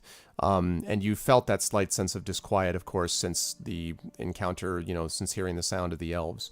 The song continues to kind of drift through your memory, snatches of it on occasion. Okay. But it's... yeah, go ahead. Go ahead, Inga. Oh, okay. Do we see like any traces of like recent goblin activity here? For that, you can try to make make a perception check for me, and all of you can do that if you wish. 16. 15. 14. Oh, and also I look out for like wolf or warg tracks, I guess. There are tracks here that might have Like been recent. wolf tracks, but they are not. They're definitely not recent. And Tawny Bear and Robar both, you do find some tracks here, but they look to be more boots than animal prints, and they also don't look particularly recent. There are, however, there's a couple of odd sort of tracks that they don't. It's sort of hard to describe because they almost look like something was dragged along the ground, possibly. It almost looks like sort of like maybe like wooden slats or something like that made these impressions, these grooves in the ground that do look reasonably recent, but not like yesterday, but I'm just saying like, relatively recently. But they're Possibly a travois. conceivably a sled, perhaps, something like that. Looks like something's been here fairly recently. In which direction do the tracks go? Most of the tracks seem to be heading to the east. And mostly, if anything, northeast, like kind of like... The direction of the Carrick, yes. Like that, yeah. Well, sort of, yeah. Like, I mean, more towards the river, but definitely avoiding the main road. Okay, so I don't think we need to worry if the tracks face northeast, since we are going the other direction. Okay. At what time is this when we arrive here? Now, probably closing in at about 8. It's getting pretty dark. Think it's safe to camp here, Inga? Is it? DM, do I feel it's safe here? It seems like, it seems like a good and defensible campsite. Whether or not it's safe, it's certainly near the road. And this is not as descended into the marshes. So it's on. And also like some protection from the wind and weather, I guess. True. From the walls. True. So it's as safe as it could be. So I would say I would suggest we do camp here. All right then, let's do that. Okay. Maybe not like directly on the side of the road, but let's venture a bit deeper into the ruins. Okay. So I was gonna say, so you guys are gonna sleep in this ruined square, like this town square. Find like one thing that used to be a house, I guess, with Okay. like high enough walls to actually like conceal us. Well, From the sides. there's a couple places you're not going to find anything that does that much because they're so ruined and destroyed, but there are a couple of places that have, there's a few places where a wall is a couple of stones higher, so like theoretically there's some spots. You could have something that would provide you partial concealment because the wall would be a little bit higher, yes, but definitely not We're gonna very do high as walls. good as we can. Okay. With what we have. That's the idea. Okay. Sounds like a plan. So, assuming you guys are doing the watch in the same order, Ingo, when is your portion of the watch? When do you take over? Well, since you asked me first, I'm gonna take first watch, I guess. Oh, damn Wait, it. no, I should have like, waited. I should have waited. No. I take middle watch because I can see better than the others in the dark. So. Okay. So, first up is Tawny Bear. Okay. That's what I figured. Okay. Tawny Bear, make a perception check for me, please. Natural one. Really? Okay. No, I was thank you for the follow, Simpest. 2 natural ones. Two natural ones, next to each other in parallel. Okay, you do not hear anything. There is a stirring of the wind around you. The wind is picked up a little bit, but other than that, you don't hear any howling in the distance or anything like that, and no silvery songs or anything like that tonight. Okay. Inga, when it comes your turn, what is your passive perception? My passive perception. Yes. Where does it say? So, Underneath your skills. 12. okay. All right.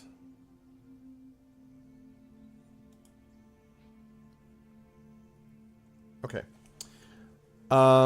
Let's see. And I want to take that. Okay. So, it is a couple of hours into your watch, Inga, when you suddenly have a sense, more than hear anything per se, but you have a sense of some presence. You hear this sounding something like,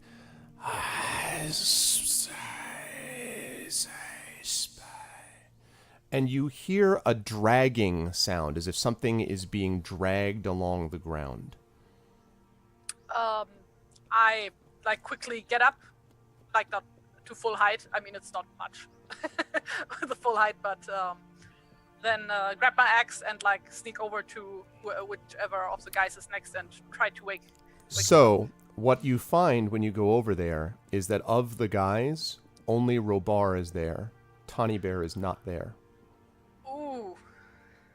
Oh god. Okay, I quickly wake up Robar and go, Robar, Hey. Tawny is gone and there are weird noises nearby. He's walking. Now it's much closer, and you hear this dragging, sort of like a...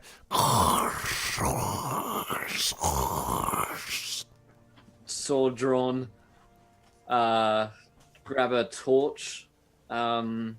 Stick it in the fire so I can see around because my night vision is probably shot at this point. Do you see anything, Inga? Do I see anything? Go ahead and make perception checks. Let's see if you see anything. You definitely hear something. That's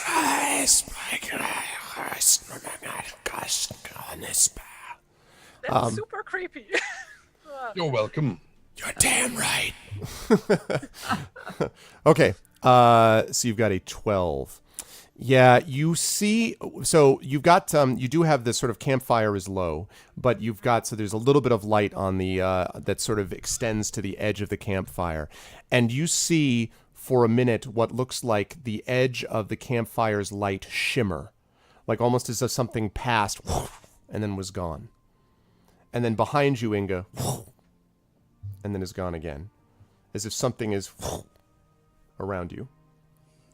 Robar, make a perception check for me also. Okay. 16. Okay. And then suddenly, this creature emerges from the shadow. It is this great towering column of shadowy something that strides forward. It seems vaguely humanoid, but composed of shadowed shape. And upon its head, it has some. It's not really a crown, but it seems to be maybe a helmet that shimmers. And there's a dark red that is sort of set back below the level of the crown, and it has a cloak on. And as it walks towards, sort of strides forward, it says,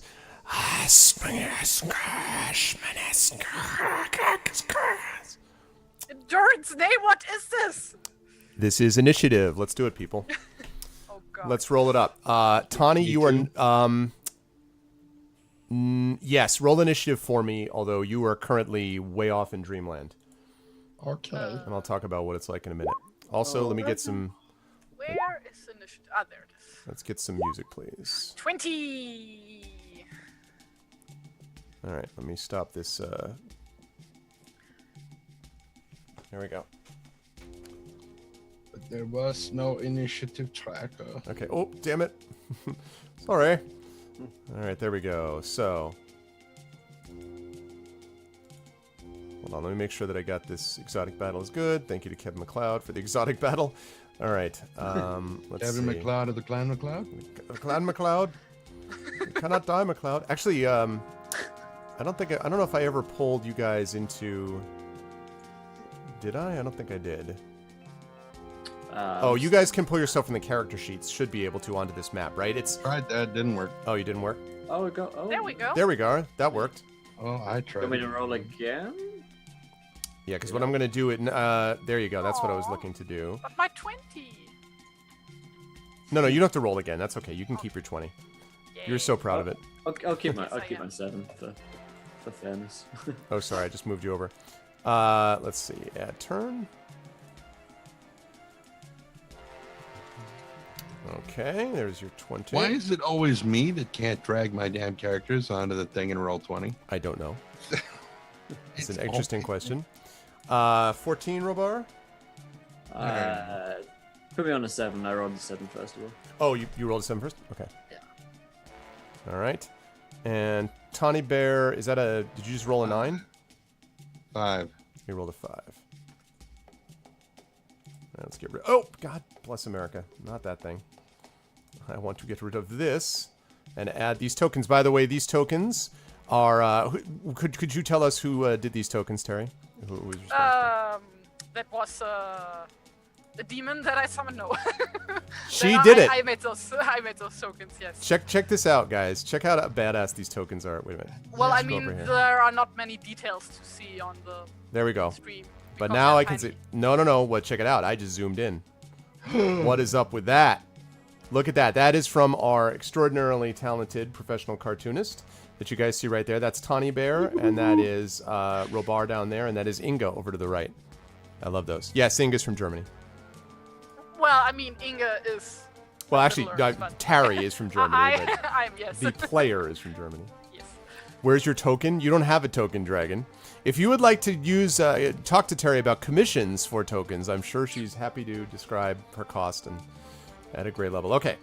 All right, so that's good. The only thing is I'd like you guys to move down here just for convenience sake. Right down in that direction. Lovely. Okay. And just so I can confirm, Inga's got 20 hit points. Is that right? 20? Indeed, I do. Okay. Robar is also 20. Yes, I believe you're correct. Tawny Bear, you're 12. Correct. Okay. And let's see what the bad guy is at, shall we? 400. Exactly. He is at I rolled 400 a hit points. 25 on a 10-sided die. Congratulations, you. The Witch King of Angmar has been reformed. Outstanding. Don't worry though. There's only you've got a female, so she'll be able He'll to be. kill you quickly. Yeah. Right, yeah. yeah. Oh right, I can kill her. Yeah, no problem. It works. It works Who cares really well. about canon? Exactly. It worked for Shadow Cannon's of War, just right? a Hey, suggestion. Got her. man. Dude, I'm sorry. I can't some of that stuff now. I like Shadow of Mordor, but okay. That's what I'm looking for. Okay. Good. Oh, also, the tokens, those are just cropped. They're also like full body portrait thingies to see. Yeah, my yeah. Twitter No, right, stuff. right. So, check out my Twitter. Yeah, yeah. We should definitely have Atari at the end. We tunes. should definitely have you link. We should definitely have you link it at the end there. Okay. And that is that. Lovely. Okay. All right, Inga, you were up first. So do we get like a battlefield or something? Nope. No, you do not. Oh, Theater of the mind.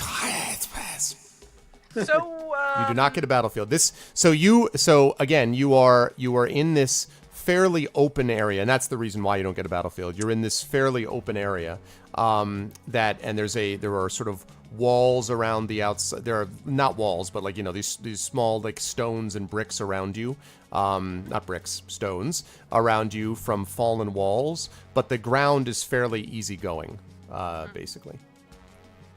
all right. So about how far is the cloaked figure? It is at the edge of the firelight striding in, so probably 50 feet, 70 feet.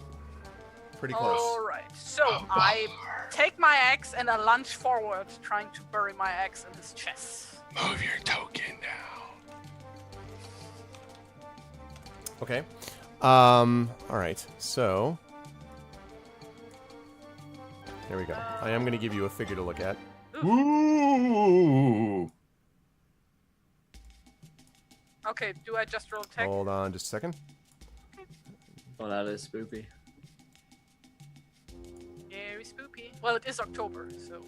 That's true. Exactly. Happy Halloween. All right. Alrighty. So, yes. So you can now go ahead. By the way, as you get close to it, you can see that in its left hand, it carries a wicked spear, which almost looks like it has flame running along the spear head at the very top, Inga, and that you can see as you sort of get closer. Okay, and you're going to sort of jump forward. All right, go ahead and make your attack on it.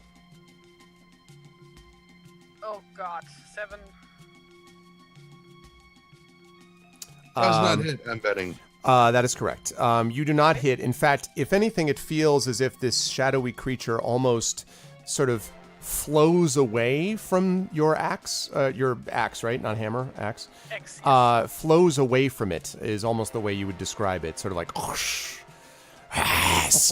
What is this dark sorcery? It just, Jello. Jello. okay. Are you going to Like stay Jello. up close, engaged, kind of in direct combat with it, or are you... I like stumble, like a step backwards. Okay. All right. Robar. Okay, it is said that the Elven Wise can perceive shades and wraiths that are otherwise invisible to the eyes of mortals. So a successful DC 15 lore ability check could yield additional information about the nature of the haunting. Do I get the idea that this thing may be a shade or spirit? You do get that sense, yes. Could I roll a lore check to see if I know what on earth this may be? You may indeed, and if you've got shadow lore, that would be helpful. Actually, yeah, let's see if that will... okay, well... You're like, guys, this here noticed. is a shadow. It's a shadowy thing. All of my training has led me to this one moment. One thing that I can say that you can say for sure, though, Robar, is that it has magnified your sense of disquiet as you see it, and as you sort of look at it, you feel this, not quite terror, but this sense of creeping doom begins to kind of descend upon you. Yeah, I get this. Okay. If I still can, as an action, I would swing my sword at it. You may do so. So you step forward. Yeah. Go ahead and attack. As Inga falls back, I'll take place on a... Nope. Absolutely shanked it. Same thing as before. I shall be right Just back. precautionary swipes. Don't come any closer. Okay. All right. Tawny Bear. So, let's see. All right. You find yourself in the midst of a terrible dream. In this dream, you are in complete and utter darkness, feeling as if you have been buried alive. You have this sense of feeling almost smothered. It's hard for you to breathe. And Let's real quick, let's cover the fact that Saturday night I had this dream that I was in very deep ocean water, and I was having a very hard time treading said water, and I was just constantly dipping below the surface. I would get up and oh God. So yeah, let's go with this. Well, awesome. would it help it? Would it help at all if the feeling that you have is as if you're being buried alive under miles and pounds of stone? Like, because it's more like that, as if you've been buried alive under dirt and stone as opposed to water. So far superior, right? Like, Yeah, absolutely. much better. You can, however, make a wisdom saving throw for me, because you, as I say, it feels as if you are almost unable to breathe, and there's this great weight on top of you. It's not too different from what, 11. Yeah, you're just like, you still feel like this Excellent. weight continues to just push down upon you. Drama! Yes. Sorry, dude. Oh, don't apologize. Drama's awesome. Okay. Now the bad guy goes. So, Robar, Uh-huh. The creature points at you and says, and you hear the sound.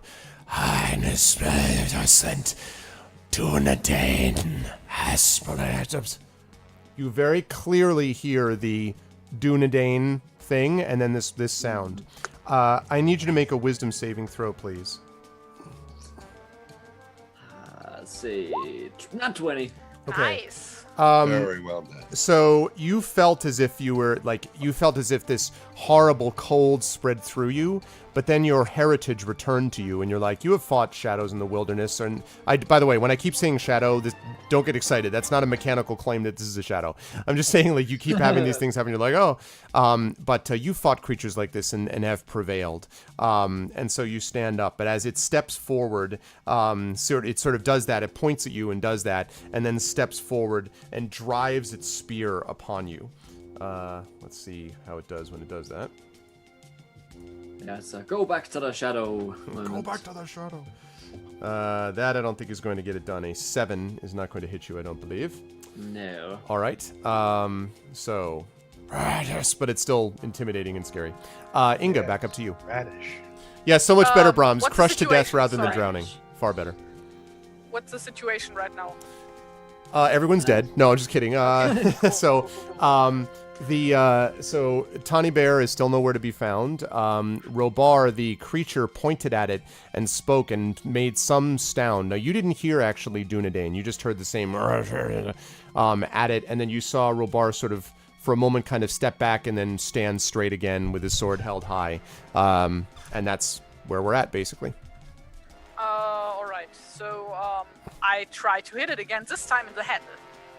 That makes a difference. Okay, you're going to hit it with what? I'm sorry, I didn't hear that.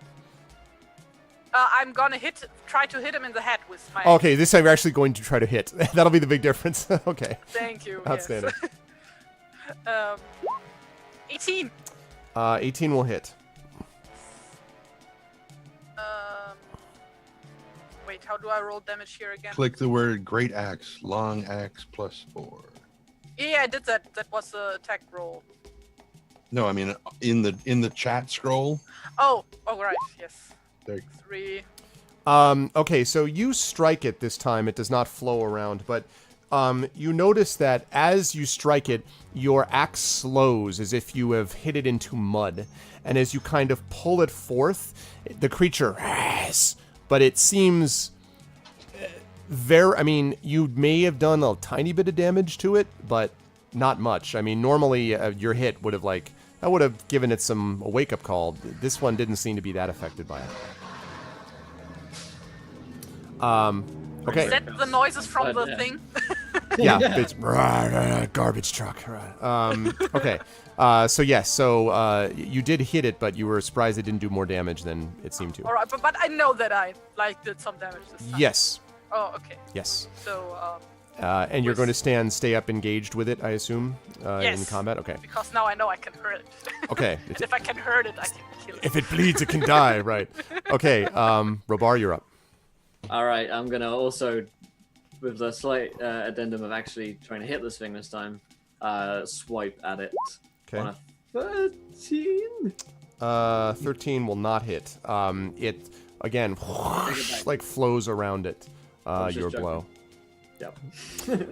You're staying in the same distance, or are you backing off? Or are you staying where you are? I'll stay where I am for now, yeah. Okay. Tawny Bear, the same dream, the same pressing feeling. Go ahead and make a wisdom saving throw again. 16. Okay.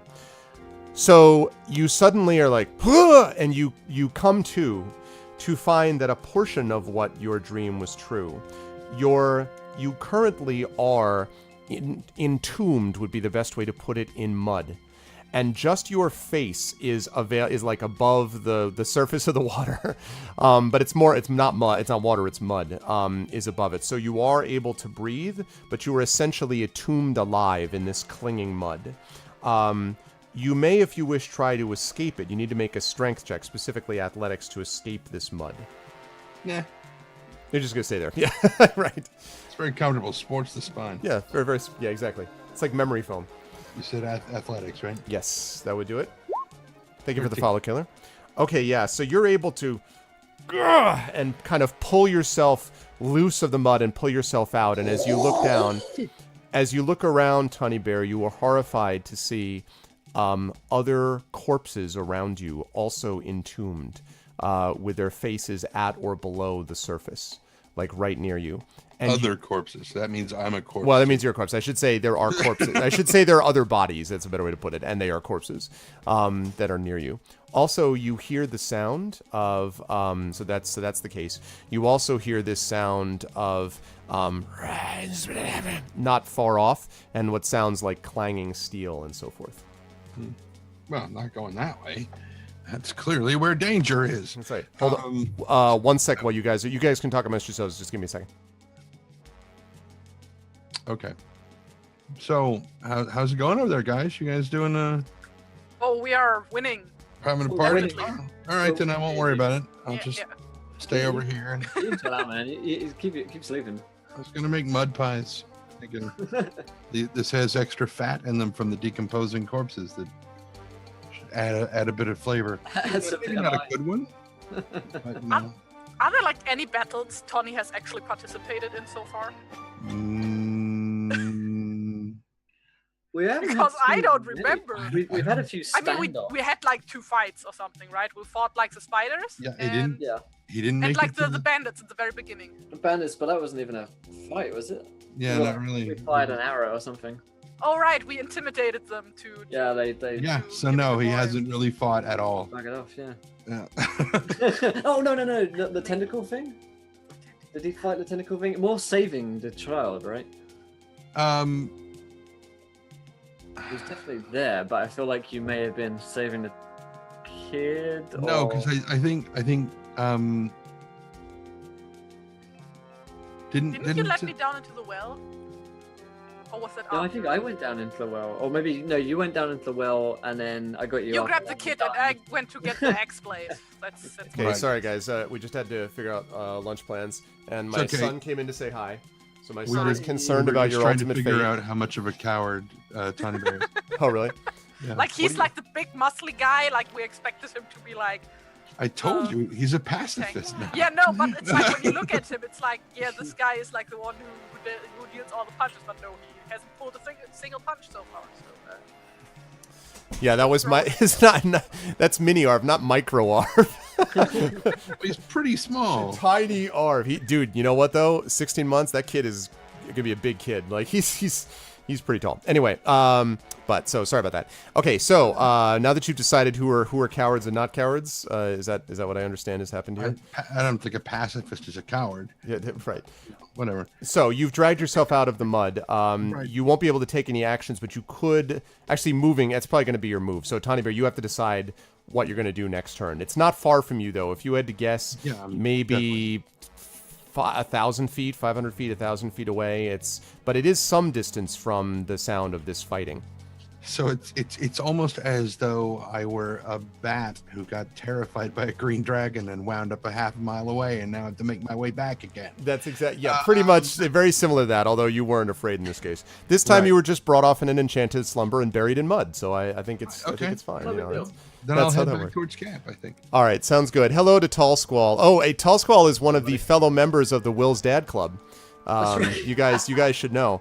I am one of the members of this club. Apparently, I am the cool dad. Tall Squall is the awesome bod dad, if I'm not mistaken, and he also plays on one of Will's many adventures campaigns that he plays. He does a good job with it too. I enjoy watching you guys play. I mean, I always enjoy watching Will's stuff. But He's the awesome bod dad. he calls himself the awesome bod dad. Yes, he's So a the fitness one I guy. should hit on. Got it. Okay. Yeah, well, so yeah. Are these like characters from Dream Daddy? Oh, from oh that god. game? I was cautious to avoid the word daddy. Focus on the word dad. Oh man. Okay.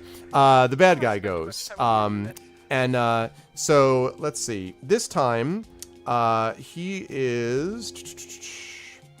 points this time at you, Inga, this creature, and says, "I smuggling like the dead dwarf of Erebor. So it's literally like that, like a lot of it doesn't, some strange language you don't understand, and then you hear dwarf of Erebor. You hear that, and then it sort of points at you as it's speaking. I need you to make a wisdom saving throw. Okay.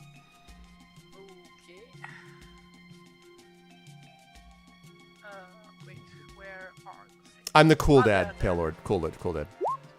Ugh, 8. So, you were like, so you feel this horrible cold, well, this cold horror really, sort of covering you. You're just like, this thing is so strange and otherworldly and completely without warmth or humanity, and you feel yourself or any kind of sense of compassion or care, and you find yourself shrinking from it, like, of it. You sort of stand staring at it. You can still move, but you are frightened of it. Very frightened. And now it strikes you, or tries to. So it stands forward, it tries to strike you with its spear. Oh boy. 21. Oh god. Brr. Yeah, I'm assuming that hits. Yes. And it sweeps down at you. It's only going to do 4 points of damage, though. You'll be happy to know. That's not so bad. It strikes with its, as it makes its melee attack, by the way, it sort of swings forward and with both hands grabs and thrusts forward as it plunges into your side. And then... Inga! I grunt when I'm hit. Yep. Like, oh! And it's now your turn. Okay, so first I like stumble backwards as his what weapon does he have again? The spear. Spear. As the spear hits me, and then I take like a second to collect myself, and then I lunge at him back with my Okay. axe. So one thing to Fury. keep in mind is that and you can do that. To keep in mind that because you are frightened of this creature, you are going to be attacking it, I believe, at disadvantage, if I'm not mistaken. So give me a second to confirm, make sure. Yeah. So you will have disadvantage on ability checks and attack rolls on this thing. You cannot willingly move any closer to the source of its fear. Now, you can still attack it because you are right next to it, so that's fine. But just be aware, you stumbled back a couple of steps. You will not be able to, like, charge and run at it. You'll have to stay where you are until this frightened experience of being frightened Well, departs. I have a long axe that has pretty far reach, so that Sounds good. So you'll be making this attack, but it will be at disadvantage. I like kind of swing it like in this general direction, I guess. Yes, and by the way, I forgot to mention, with your inspiration that you have, you could counteract that disadvantage. You could make this as just a normal roll if you want it, but that's up to you. I mean, things are not that dire yet, 'Kay. so I'm gonna save that. Got it. I shouldn't have saved that. Miss. Miss. Okay. Miss. Like, again, sort of swarms, swims almost around it, is what it feels like.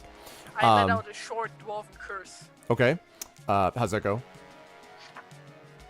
I don't speak any dwarven. I just wanted to hear, like, you know, So I just go Scheiße. nice. There we go. That translates Should in I any just language. speak German. There you go. That whenever we translates in go? any language. That's perfect. Yeah. Robar, you're up. All right, I see Inga take a hit, and I'll jump in there, swinging. Still with the sword? I mean, it's got to work one day, right? 17. Is That will the- hit. For 6 damage. So again, same experience as what I described. You hit it, and it sort of, you know, but it again, it feels as if it's in like sand or mud as you strike it, and you don't seem to be doing the damage you would expect from this attack. The sword doesn't seem to be cutting the way that it should be. It is hurting it, but it seems to be much less than you would have expected. Okay. That brings us to Tawny Bear. Tawny Bear, you are like, you just heard Scheiße over a hill. So you heard this curse. Well, with tongues of many people, I know what that means. Yes, you do. Um, Your party is in deep, whatever that word was, and I think it means Scheiße. yeah, deep Scheiße. Yes, very. So, if I'm 500 feet away, I've got a ways to go. Yes, but you could book it. Yeah, I can. It's still gonna be like another round before I get there. Yeah, that's right. So Gonna continue moving that way. Okay, so you sort of run through, slog, and then sort of onto drier land as you get out of the marsh and run towards it, as you hear the sound of this strange hissing sound and curses and shouts and some flickering light in the area that you're heading towards. Okay, this time the creature will strike at, let's see, I guess it will strike at Robar, which is the last one that hit it. 23? That's 22, sorry. Yep, still Get it done? Yeah, we'll still do the job. Ooh. 9 points of damage. This thing, like in with it, and you feel this sort of burning in the wound as this barbed spearhead pierces you. Ow! Ugh. And I'll stumble back a bit. Stay attuned the ways. Okay. All right. And let's see. That leads us up to Inga. Right.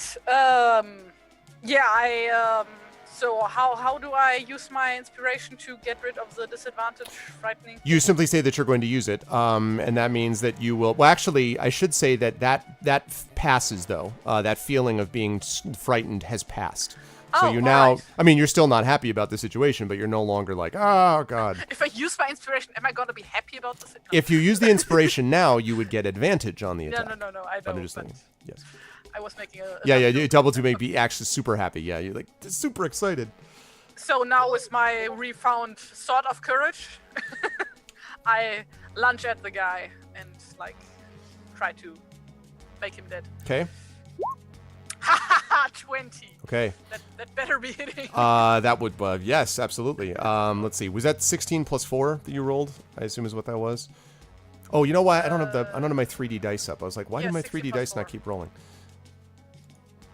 It should be up there already. Why are my dice not rolling? +2 strength and +2 proficiency. There we go. All right, I just want to make sure. Right, okay, I just want to make sure it wasn't a natural 20. Okay. Right, that is a hit. The number would be green if it would be a natural. Right, oh, yes, that's true. Yep, true. Stop scaring the children. Exactly, X5. Okay, that is a hit. 10. So again, you strike it, and but again, not. It's a powerful blow, but just not as it's not affecting it the way that you would expect that it would as you hit it. But it's as if the force of your blow is slowed down each time that you hit it. But you are doing some small portions of damage to it. Okay, Robar. All right. It's ineffective, but it's. In fact, I'll tell you what. I have a torch in one hand, I believe. Mm-hmm. So I will just lob the torch at it because it's the shadow. This thing is light. Maybe there's some science behind that theory. That's like the exact thoughts he's having. Maybe there's some science. Okay. I know about creatures of shadow, right? So are you throwing it at it, or are you jumping forward with your torch held high? Yeah, let's do that. Let's kind of let's do the strider of the on Weathertop sort of. Well, he did both though. That's what I was asking. That is very true. He literally threw and also stepped forward. So. What a guy! What a guy! First scene on set. That's true. I will. I'll just swipe at him with the torch. Okay. As you do that, you can. There's no question that you see this creature fall back, it pull back from the light. No question at all. It's. Let's see. So yeah, it seems to be like you sort of swipe at it. You're not hitting it, but it definitely sort of recoils from the side from the light. Okay. And you notice now, actually, make a insight check for me, please, Robar. Do it at do a +3, please. So 16. So you get the sense that it is avoiding coming any closer to the center where the fire light still remains. It is still kind of it's been staying right around the edge of the campfire light. Yeah, I'll shout that out. It doesn't like the light. Grab a torch. Okay. That leads us. Tawny Bear, you hear that sound as you are charging towards it. And as you sort of climb over this one small little wall, you see the rather horrific sight of this shadowy creature, which is currently sort of slightly pulled back, with Robar with a sword in one hand and a torch in the other, and with Inga breathing heavily with her axe in her hand, and sort of staring, at this creature. And so you have come across it. Now, you can't get to it melee-wise. You could theoretically throw something at it, or yell, or shout, or dance a jig, or, whatever you want to do. Dance and jig. Do the thing from Guardians of the Galaxy, basically, to distract him. That dance. Okay, no. Instead, can he use the awesome weapon, which is the best part of that movie, the whistle thing? Yanu's arrow is fantastic. Can Yanu just be the whole subject of the whole movie? It was by far the best part of it. Anyway. I'm trying to figure out what the orientation is. What am I coming in on the same side of the fire as this thing, or is it on the other side of the fire? Let me show you. So basically, you've got this one right here, right? This is maybe a little bit farther back, and let's you pretend are the red squiggles at the end of the arrow. Let's say that's the fire. Yes, if that's the case, then this thing would be farther back, like this, and you're sort of coming from. You're sort of coming from the side, basically, is sort of a good way to look at it. So it certainly is not paying attention to you. It's paying attention to this fire that it seems to be avoiding somehow. Okay. So if I want to get a torch and get on the other side of it, like to get back here so that it is pinned between Robar and I, and try to drive it back towards our campfire with our torches, I'm going to have to go to the fire, get a torch, light it, and then come back around and get behind it again. Yep. Parkour back, off the wall, through the...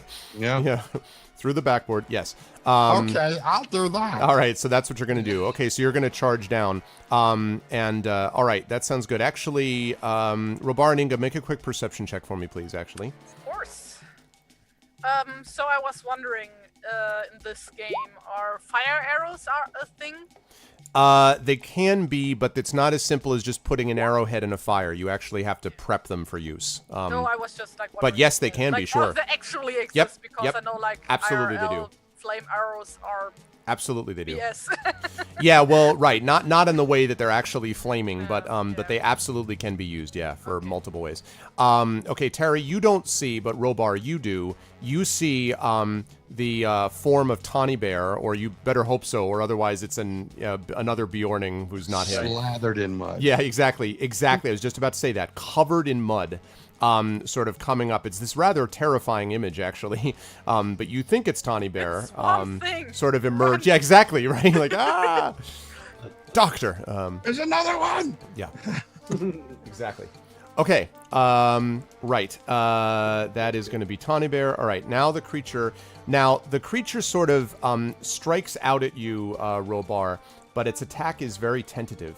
And it sort of is like, so let's see, we're going to say a 13.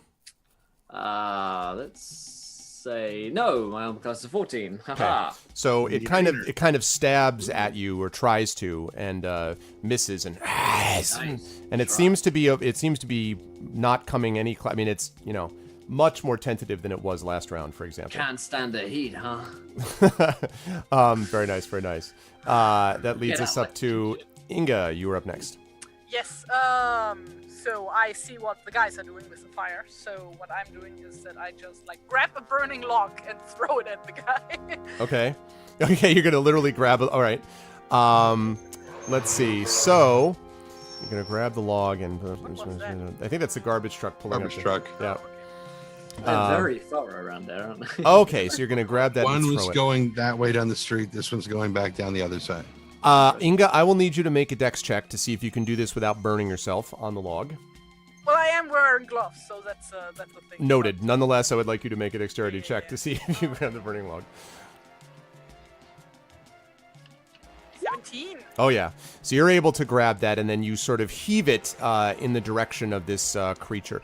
Go ahead and let's have you make a ranged attack. It's an improvised weapon here, since you don't usually, flaming log attack. But we're going to have you make a dexterity check again. This is essentially what you're doing to try to hit this thing. So you're like, whoa, and then it like goes up and then poosh, like lands face down in the mud. Not in the mud, but in the sort of sand, and then sort of flips over. Kind of lands somewhat close to Robar, if anything, but the creature sort of doesn't move one way or the other, just kind of reacted. I tried. Therefore, nobody should judge me. Yeah, no one judged that. It's all part of the plan. Okay, Robar. All right, I'm gonna. We got the torch in it. With the torch in his face. In fact, I know that he doesn't like the torch, so I'm gonna lob it at him and see if that works. Okay, same thing then. I'm going to ask you to make a dexterity check, please. We'll make a ranged attack, basically. Dexterity check is just a +2. Oh, god damn it. +2 is an 18. Nice. So, so you strike it, and let's see. Let's roll. Let's have you roll for this 2d6, please. Okay, 2d6. Not so hot, but 4. 4, okay. Okay, now, whereas before I was noting that these other things were, this thing seems to, like, it hits it and sort of staggers back, almost, flows back, I guess, not really staggers, but definitely sort of pulls back, and sort of, looks at you, and then you notice that it drops its spear, and its hands begin to lengthen into claws as it's looking at you. Tawny Bear, with that pleasant image, you were up. You just saw this thing struck in the shoulder by this thing. By a torch? Yes, by torch. So I'm going to grab 2 of them. Okay. Light them in the fire, and then try to move around behind it. Okay. Let's see. The good news is that it's sort of occupied with that. I'm going to ask you to make a stealth check for me, actually, mostly to see whether you can get behind it and notices what you're doing. The good news is... I'm going to go with the 10. That's fine. The good news is it's not very focused on what's going on. So it's on you anyway. It's focused on fire and this scary guy in front of him who's got a torch. Kind of like a... Yeah, exactly. Yeah, dang it. Exactly. It sounds very much, by the way, like the...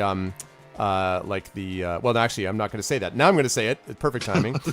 As it steps forward, Robar, it draws itself up. And again, it's sort of trying to avoid at the same time. It's not like, coming and going type of thing. But you then hear this horrific sound. And this, if you guys have ever played the Mass Effect series, and you remember what the Banshees sound like in Mass Effect... It is this, I'm not going to do it because I'll have no voice left, but it sounds like this horrific, it's like screeching at 10 octaves higher than I just did. And at the end of it is this howl. And immediately, all of you, and specifically Robar, this howl is very familiar to you, Robar. You've heard this before, but it was at a distance, and it was in the company of friends and companions. That is definitely what this sound is. Okay. And it rakes down with its claws trying to hit you. Nice. The good news is it misses horrifically because, as I said, it's very freaked out. You still had a torch when you threw one at it, yes or not? Or did you throw... No. Or you only had the one torch, right? Yeah, I had the one torch. Yeah, so actually... so it actually does not have disadvantage against you right now. Yeah. So rolls hits a 20. That's gonna be a fine hit. Okay. It's going to do 5 points of damage to you, Robar. Let's see. Okay. As it strikes you, you feel this. I mentioned before that you felt the burning of the spearhead. You feel that as it slashes across your midsection. You feel this horrific pulsing as if there's some energy trying to draw blood from out of you besides just the feeling itself. Just besides just the hit itself, like besides the normal cut, it's also... Yep. How much damage did I take, sorry? What did I just say? 5, I think? 5. 5, okay, I'm on 6 hit points. Okay, that leads us up to Inga. Does this thing have legs? Sort of. They are shadowy leg-like things. Does it look like it's actually standing on its legs? Yes, Like, it does. okay. Whether you could sweep the leg is not clear because it kind of floats as much as it walks, but yeah, that was like the thing. Like, ye- does it look to me like I could actually sweep its legs? unsure. But you'd also get disqualified, so. Yeah, exactly. Sweep the leg. What, Sensei? Sweep the leg. You could try to sweep its legs, but you don't know. It did stride forward, but then it kind of drifted back. It's sort of insubstantial, so it's a little bit hard to tell if it would work or not. You don't know if the legs are load-bearing, put it that way. Well, we won't know until we try. So True. yes, I will. I will try to hit its legs. Okay. With axe, with torch, with what? No, with my axe, I don't have a torch. Okay. I only the problem is that my axe is two-handed. Oh, right. I You can- tried to. That's right. You tried to push the thing. Right. No, I tried to throw Throw the log at it. Yeah, that's right. I remember. We all remember that round. Okay. So go was ahead and attack. For what it's worth, I don't remember. Okay. 21. That will hit. So go ahead and roll your damage, and we'll see what the impact of this thing is. 5. So, same business as I've described before. Feels like it's going to mud, and it feels almost like you push... It's as if you're pushing the leg that you hit, but it doesn't seem to be moving it at all. It's almost like you slid the leg underneath it, but it didn't cause it to fall. Like the whole body shifted with it, basically, with the impact. So he didn't really sweep its legs out from under it. But that may also be because when you hit it, the velocity is slowed down of the hit for the reasons I've described before. Robar, you felt better. Yeah, tell me about it. Well, he's a fighter, and this is exactly the kind of thing that he is all about killing. So, instead of retreating where it might be wiser to, Robar is haunted by his past and will sweep the longsword at him on a 17 That will hit. for 4 damage. Same as I've described. Same going through mud damage, but not as much as you might have expected, basically. Yeah. Tony Bear. Die. So I'm now behind him. Yep. They come in with the 2 torches on either side of him and just kind of give him the old upskirt. The flaming upskirt. Straight up the... Okay, let's see. Red hot poker up the jacksie. All right, for this one, this is not dexterity. So for this one, I'll have you make 2 strength checks for me, please. Like basically just basic melee attacks. So 2 strength checks will do with this improvised weapon. Okay, so I'll just click strength then, I guess. That would be fine. For 1, a 4. Yay. Nope. And the number 2, an 8. Nope. Unfortunately, both of those don't work. However, what they do, it's unfortunate given where you hit him. Anyway, the creature does, sort of aware of your presence, sees the torches, and it kind of stumbles forward towards the light. And now it's kind of in this, like, wavering, like forward, backward, like towards the light, back from the light. It seems Since to be... my intention mainly is to drive it towards the campfire, it doesn't really matter that I hit it or didn't hit it. Right. So it's going to now turn to you. It tries to strike at you with its claws, but misses terribly. It seems to be mortally afraid, or at least, avoiding your torches as it kind of backs up there. Okay, that leads us to Inga. Yeah, since everything else failed so far, I try to find a torch nearby. I don't know if I actually own any torches. That's the thing. Let me check. There's the one that... I do have a torch. What? I was going to say, there's the one that Robar threw that's right there. Oh, it's probably on the ground. Is it still on fire? It is still on fire, yes. Yes, so I'm gonna grab that one and try to hit the dude with it. Okay, go ahead and make a strength, again, check, because I assume you're meleeing it here. 9. That is not going to do it, unfortunately. You have successfully pinned it, though, if that's what you were intending to do, I think, between you and Tawny Bear. Torches on his side, torch on your side. Robar. Swing! Okay. Because I don't have a torch. My god, how am I rolling 3 17s in a row? Hit. 6 damage. Okay. Again, same thing as I've described before. Mud, less effect than you'd want, but it definitely is damaged, and it begins to be... Just sort die! of, it seems to be sliding forward and backwards faster and faster, like trying to flow back and forth among all of you. Tawny Bear. It's now facing you, by the way. Going to continue trying to either hit it. Well, no, not either. To both hit it and drive it towards the campfire. Okay, so go ahead and two strength checks then, please. 12 Yep. and a 20. 12 does not hit, but the 20 does. Okay. Roll 2d6 on this.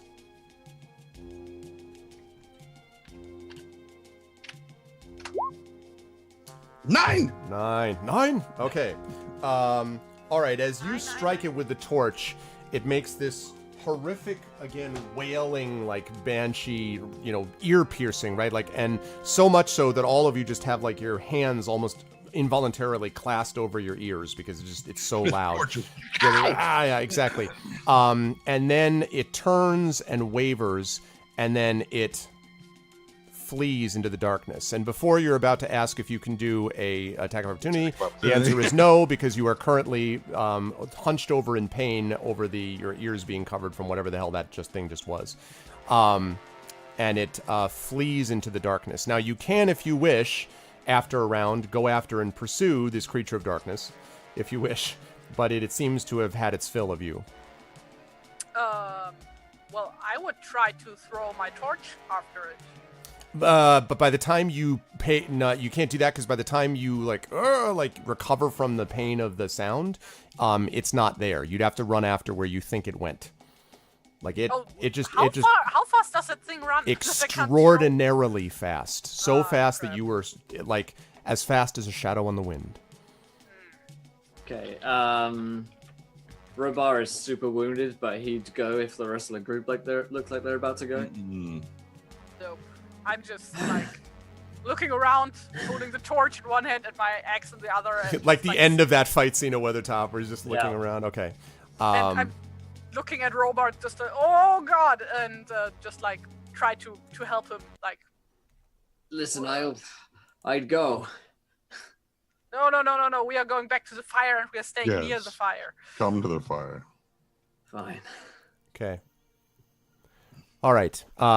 Night descends, or I should say, silence. It was already descended. What am I saying? I didn't mean to say that. I meant to say silence descended. That's what I meant. Upon the campfire, there is now only silence. No howling or anything else. The creature vanishes. No dreams. Only silence. No, wait. That's not right. Never mind. Okay. Yeah. Tony, can you do your thing? And I go like this at Robar while we are sitting at the fire. Help him. That would be why I said come back to the fire.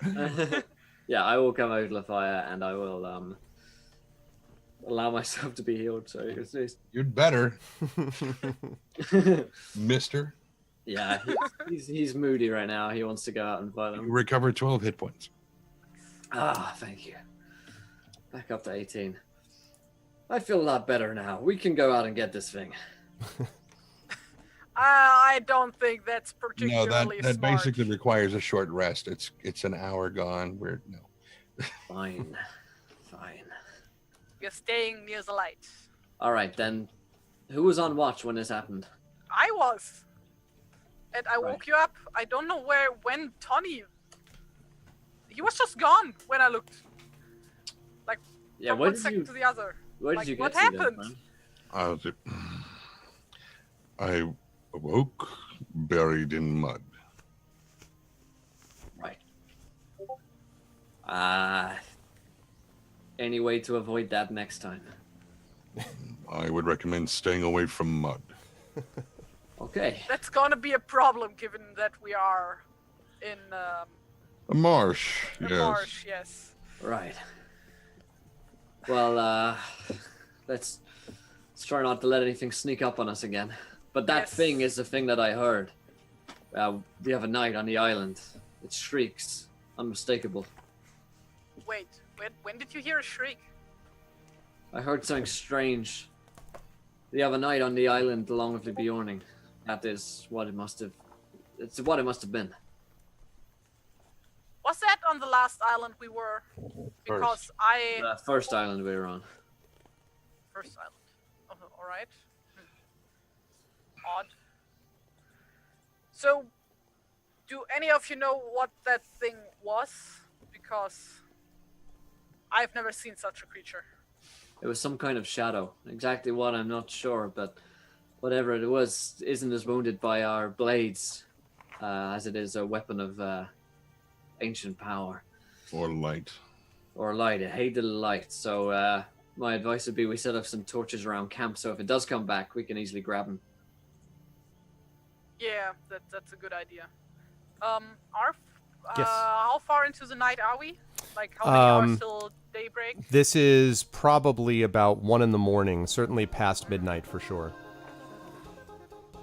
So Well, honestly, I would suggest there is no that- moon, by the way. I'm sorry to interrupt you. There's no moon or stars. It is the night remained overcast, so darkness was around you the whole time.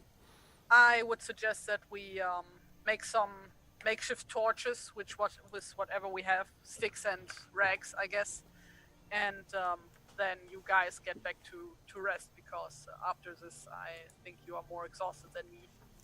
So Yeah. I can take All right. keep the shift up.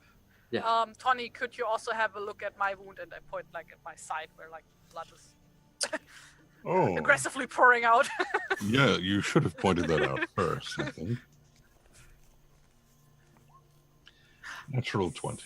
Wow. Nice. Check out you with the healing scores. That's why I'm the Hearthminder. Far more effective than your shoving a torch up the butt of a Very shadow much creature. so, yes. Told you, pacifist. So how many points does that do?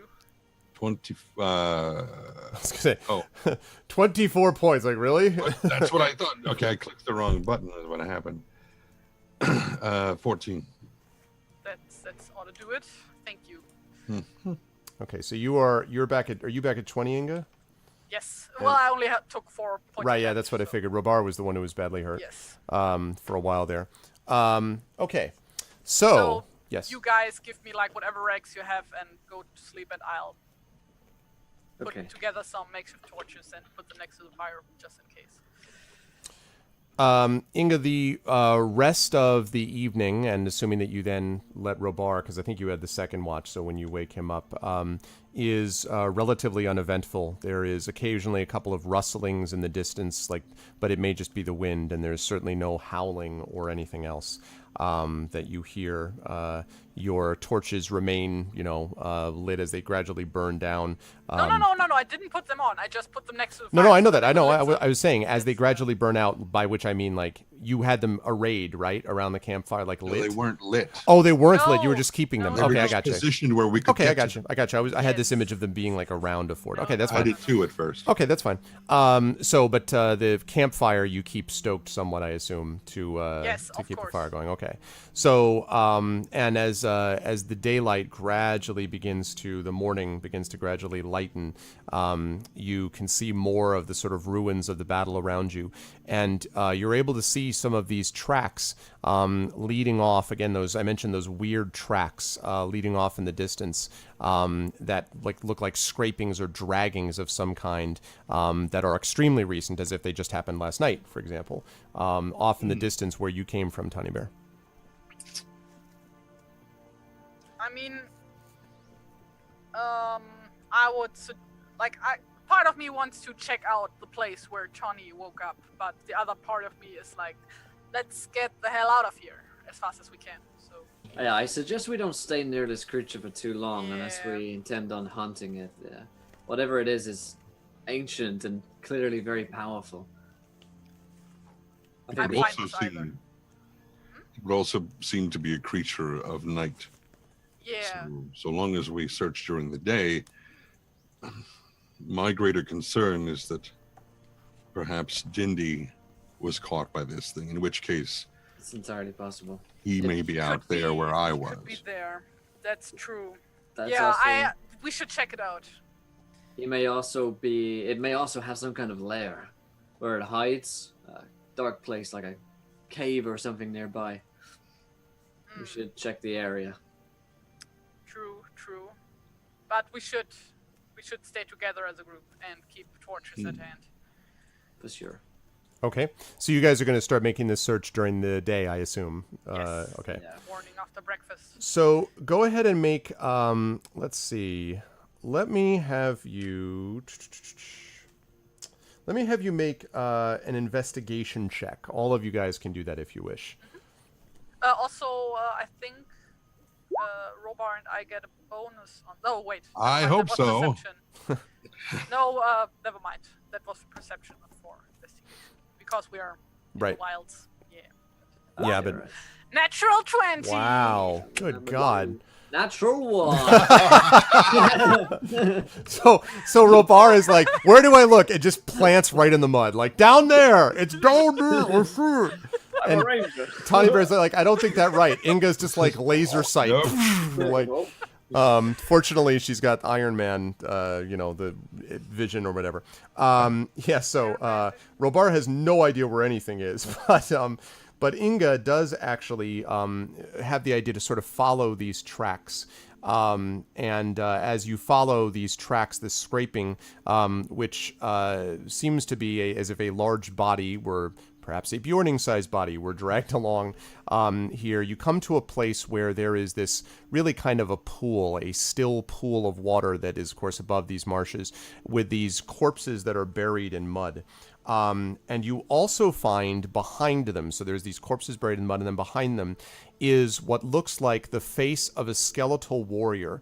And its hand and arm, its bony skeletal hand and arm, are extended above the water as if frozen in a gesture of supplication or desire for escape or something like that.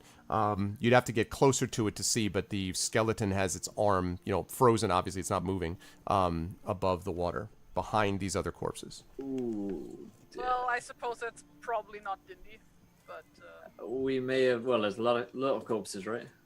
There are, I wouldn't say a lot. There's probably 5 or 6. do any look fresher and hobbit-sized than the other? None of them look to be hobbit-sized. These all look to be, there are 2 goblins, goblin bodies, and then 3 humans, 1 woman, 2 men. Okay, so not our companion. Yeah, but I searched the humans for like any indication of who they were. Like, Yeah. So to do that, you're going to need to dig them out of the mud. Like, just be aware that they're like buried just to their faces. Like there's you can see. yeah, then There's I also a thought it was huge woman. Bjorning-sized hole where something pulled out like of this. who could have emerged from there. Yes. And they say that dwarven women emerge from Holes in the ground. Okay, so these corpses are in various states of decay. But probably the most recent is still a couple of weeks old, probably. The older ones are some months old, and the flesh is already rotted, quite a bit. And most of the stuff has kind of been lost to the bog beneath. But on the sort of newer one, you see some basic clothing. In one of them, you find a copper piece in the pockets of one of them, but there are no sort of notes or anything like that. I'm not stealing from corpses. Then, Okay. No, I'm just like looking for something that indicates like who they were. Like maybe they had like some kind of, I don't know, like pendant or something with like Right. a family. If there crest was or anything something like that before, they're not there now. All there are just the clothes themselves at this point. They also have no shoes or socks or anything like that. It's just sort of their shirt, their tunic and pants basically on. Wait, none of them wear shoes? That's odd. None of them, right. They all seem to like either they've been stripped from them or they never wore them in the first place, yeah. I point that out to the guys. Like, do you notice this? Like, none of them wear footwear. Yeah, that is kind of odd. The Spectre steals their shoes? Well, also no gloves, by the way, no hats, no just shirts and pants are all that you see. And some of the shirts are rotted, obviously, as I mentioned, and so forth. But Looks like someone got here before us, maybe, and stole them. Seems like the only conclusion I could draw, unless they weren't wearing them, which seems next to impossible. Are there any footprints nearby? It looks to older you. ones. The problem is because of the marsh. The only main track is the dragged body, but any footprints have long been swallowed up by the marsh beyond Tawny Bear's, assuming that his is the one that when he left. Another possibility is that they were taken, as I was, when they were asleep and didn't have their shoes on. Oh yeah, that's true. That's true. That could be. Valid point. Well, Is the I mean, skeleton Bjorning size? No, the skeleton is human-sized. And you could, I mean, if you get closer to it, you could see more about it. But it's human-sized. yeah, let's look at the. Yeah, let's get a look.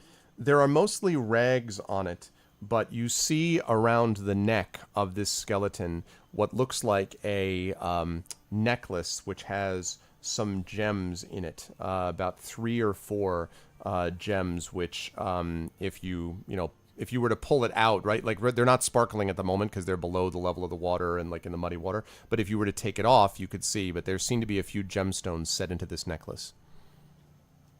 I tried to take the necklace to have a closer look at it. Okay. Yeah, it look familiar, does it? So you pull it out. Go ahead and make a lore check for me, please, Robar. Once you get it out, and thank you for the follow, Vincent. Welcome to the Argonauts. You are able to clear off, and it does indeed sparkle in the sun. It looks like maybe an emerald and a couple of rubies.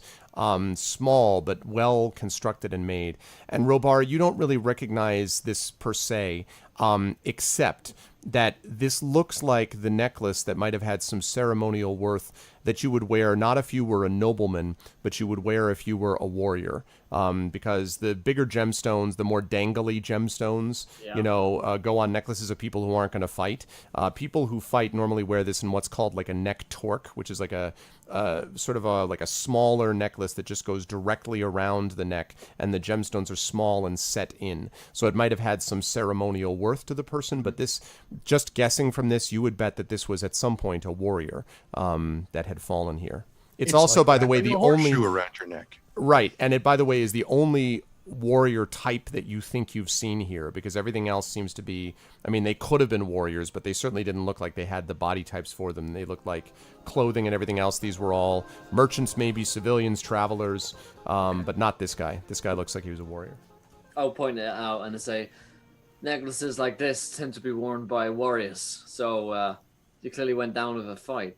Are there any wounds that we can see on the body or the bones?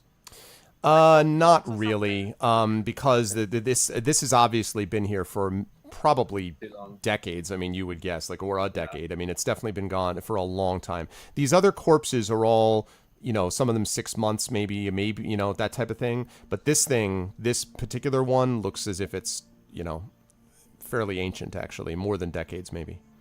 How far Yeah, are but we? we should be able to tell if there are any like part of the bones broken.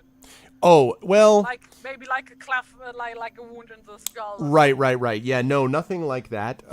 Whatever killed this thing might have killed it through like a piercing attack or something through the ribs or whatever, because the body itself looks to be fairly well preserved, basically. Although, as I say, it looks like it has not moved from this spot for a very long time. Again, the arm and the hand lean up. And one thing I should have mentioned before, and then Tani, I'll come back to your question, is that it's like up, sort of like with its hand pointing up into the sky, almost like it's pointing at something.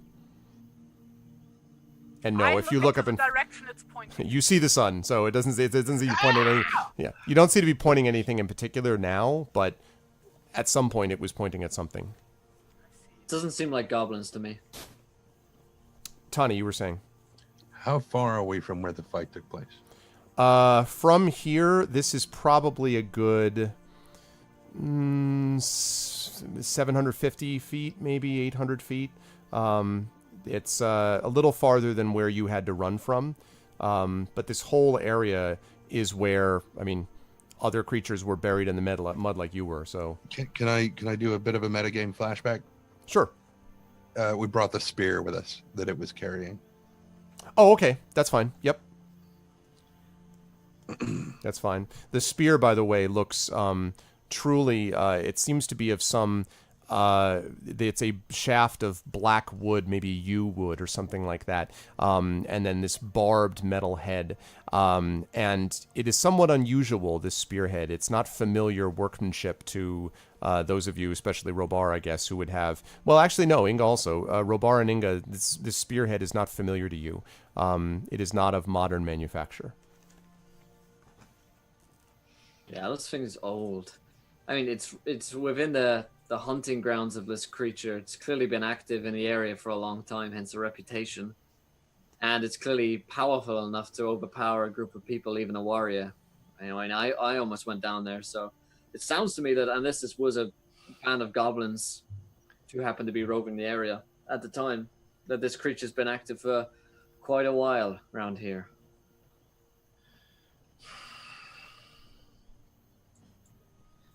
Well, So, I mean, I don't think we are gonna get any more information from these poor souls here. So Right. I would suggest we gather them up and burn them. it is evidence that our friend may have run afoul of this creature. It doesn't look as though it drags it back to a cave or anything. It just leaves the bodies where they are. So it's possible that in the area is our the friend we're looking for. Yeah. So we should stay in the area and. Well, we could still go looking for a cave. So, Correct. Yeah, for sure. So yeah, let's burn the bodies and look for a cave. Yeah, I mean, at the very least, we ran across a family only a day ago, and they could run into something like this. So it's now our job, I guess, to. Well, if we don't do it, who will? So. Right. We must. Also, we may still find Dindy here. So. Okay. So you guys gather together these bodies, and burning them is a little bit of a chore because they are, of course, covered with mud and damp and moist, obviously, but you were able to burn the bodies. The foul smoke kind of ascends a little bit as you do that. And as you're in the process of doing this, I would like, as you're burning them... Saying a prayer. And saying a prayer, I would hope so. I would like each of you, please, to make a perception check as you're in the process of doing this. But now we get bonus advantage. Let me check. It's a bit of a difference for me. Because of being in the water. Double perception in the wilderness. Not performance, Tiny Bear. Oh, yeah, I guess not. You're like, da-na-na-na-na-na. I'm burning bodies! Oh, man. Perception, 20. Much 20. better. Okay. So what does it mean double? Do I get like 14 now, or what? Well, so are you doing this at advantage, you said, or just a bonus? No, it says double perception in the wilderness. I feel like it's double proficiency bonus. Double proficiency is what it would be, yeah. Okay, so this would be a 9. And mine would be a 10. And 9 and a 10, okay. You guys don't necessarily... Well, actually, let me see. Who had a 10? You did, Robar? Yeah. Robar, both you and Tawny Bear, as you were in the process of burning the bodies, you find suddenly one of you sees you've been noticing the lack of tracks. And suddenly you find, as you're sort of, because you pulled them back onto drier ground to do this, near the road to the west of where you guys had been when you originally camped, you see a couple of things in the distance. And as you take a look at them, you see what is very clearly a set of fresh tracks. Tracks that probably came from maybe 2 days ago, you would guess. And there's more than one of them. In fact, there are a number of them. And as you follow a few minutes along, you see a whole group of what clearly are the tracks of goblins. And with that, we are going to stop the session there because we are right at the top of the hour, believe it or not. Although I was actually really losing myself in this awesome fun that I was having with you guys. So that was intense. Yeah, I went by real quick, actually. that was good stuff, guys. You were facing something that was a little dangerous, but well done today. And I believe we are set up for, isn't it next Tuesday? I think is where we continue this adventure. I think we did back to back. So if you guys in chat like these guys, if you guys liked what you saw, you were going to get to see these guys again and find out what happens with these goblin tracks after they defeated this creature of shadow. So I hope you guys enjoyed it. Great job today, guys. Let me start with Terry and then work upwards so that I can get Will off to his next adventure. Terry, thank you so much for being with us. Good job today. And where will we see you next? Besides on my channel. I don't have anything else planned. I mean, otherwise you can always like see my drawings and stuff on my Twitter and my Tumblr and my Facebook and my Instagram and all the other stuff under the name Tari Toons, Tari Toons. Just you can check that out. Mostly D&D and superhero stuff. But yes. Good stuff. And Terry, and actually X5, I think, put a clip up in which we talked about how awesome we were. So you guys should check that out. And check out Terry Toon's Twitter, who does the Fighting Fantasy Gamebook and stuff with me and this campaign. So thank you, Terry. Great job as always. Thanks for having me.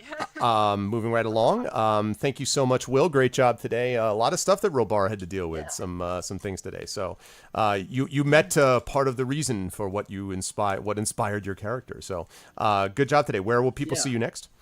You'll see me next on my own channel, kind of roleplay over here. I'll say, hey. I'm actually on at 5 p.m., so 2 hours time, which means I get a nice break to do chores. So I'll be playing, Dungeons and Dragons again. Same as every day, all day, every day, right? First world problems. Yeah, so that's where I'll be next. And the rest of the week I'll be on a kind of roleplay streaming, and then on Saturday we're on a D&D channel at 6 p.m. Eastern. That's the big show. You might want to come out and watch it. It's pretty cool. We're all like hanging out. I'm chatting some mad D&D whilst playing a game. So that's week. I've got a new podcast episode out as well. It'll come out in a second. So you can listen to that on iTunes. It's called Turn Close. Oh yeah, I was seeing that you guys are like moving up the ladder with iTunes on that. Like people are digging it apparently. Yeah, so there's two podcasts. One which is Turn Cloaks is number 2 in Games and Hobbies at the moment. It's doing really well. And Wonder Quest, which is my girlfriend Sydney's podcast, which are number 5 at the moment. So nice. Side by side.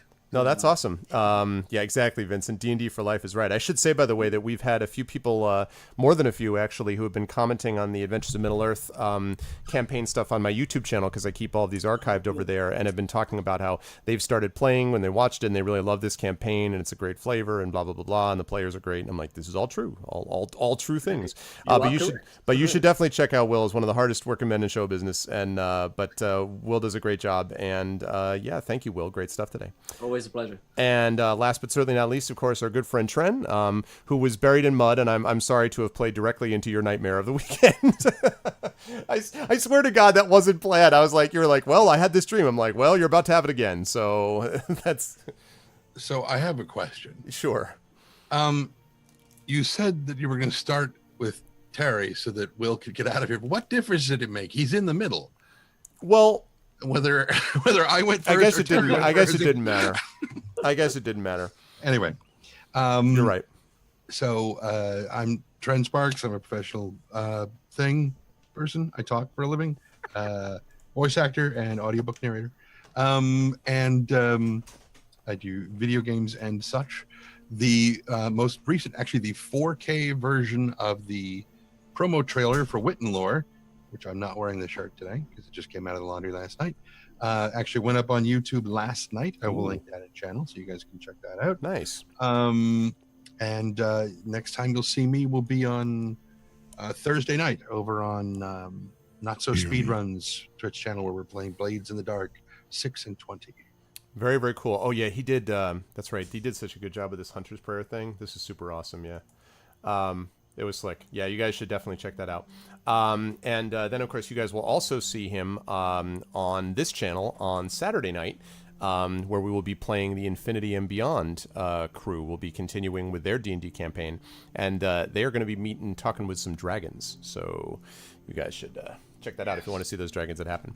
But this was, as I say, I love Tolkien, and I've really been enjoying this campaign, and it's picking up. There's more stuff happening. Ooh, I just can't wait. Next week is going to be a lot of fun. So thank you guys so much. Thank you to Tren, to Will, and to Terry. You guys did a great job tonight, and I will see you guys next week. We'll reconvene right here for more. Chat, let's say goodbye to them. Thank you so much, and thank you guys. Bye. Be careless. For watching. Okay. So that's going to do it for them. Let me just make sure that see, this is why I didn't want to do that. I wanted to make sure that I had this all professional and removed before I did this. I wanted to make sure that I get this off like this and turn on this using the power of studio mode. And you saw nothing. Like that. That's what I'm talking about. Yeah, this was a lot of fun. I enjoyed it as always. And thank you guys for those of you who have been watching in chat. We've had some good turnout for these, and I think people are really enjoying the different flavor. As I say, Cubicle 7 really did a wonderful job conveying the sort of impression of Tolkien while still being in the 5th edition world. And that's, of course, not just a tribute to 5e, but it's also a tribute to Cubicle 7's particular skill at doing this. And so they've done a wonderful job with it. There's a lot more coming out from them. I had a chance to interview and talk to those guys at Gen Con as well. So thank you guys to the Cubicle 7 folks for sponsoring it. And and I'm really enjoying this campaign, so I hope you guys are as well. I am going to now be having some lunch, and then I'm going to be going over to the GOG channel at the top of the hour, where I will be doing my Pen and Pixel show, and I will be continuing Star Trek Judgment Rights, which is an awesome point-and-click adventure that I've been having great fun with. And then the next time you'll hear from me after that on this channel will be on Saturday night, when I will be playing more D&D with the Infinity and Beyond crew, where we continue the Rise of Tiamat. So if you guys are interested in that, please make sure to mark your calendars. That will be happening, I believe, 8 p.m. Eastern, but if you type in !calendar, you can see that. And don't forget about the ways to support this stream. If you haven't done so already, please follow the channel. Thank you so much to those of you who did that tonight. Please make sure to also support the channel with the YouTube, !ArvTube, Steam group, !Steve group, Discord, !Discord. And of course, the Patreon, !ArvTreon, and that sub button that you can see right over the window that you're watching. That purple button, it is September still until the 18th, so all new subs are half off the usual cost, which would make it easier for those of you who have not subbed yet. If you thought I always wanted to do that and support them, this is a way to do that. And you get some awesome emotes that you can use. Also, the Patreon gives you a lot of cool benefits, including epic poems, character backgrounds, copies of my band's albums, writing critiques, and even inspirations for these folks. So if you want to be able to inspire them in future adventures and things like that, you can do that if you support the Patreon. So thanks to everybody so much for everything. No raid today, because I hope all you guys are going to go to GOG instead at 4 p.m. Eastern and check out Star Trek Judgment Rights. But until then, that's going to do it for me, and I will catch you guys tonight, later tonight, over at GOG for Pen and Pixels and Star Trek Judgment Rights. Until then, thanks everybody. More Tolkien next week, more D&D over the weekend, Star Trek coming up in just a little bit. Until then, everyone be good to each other. Love you all. Have a good day.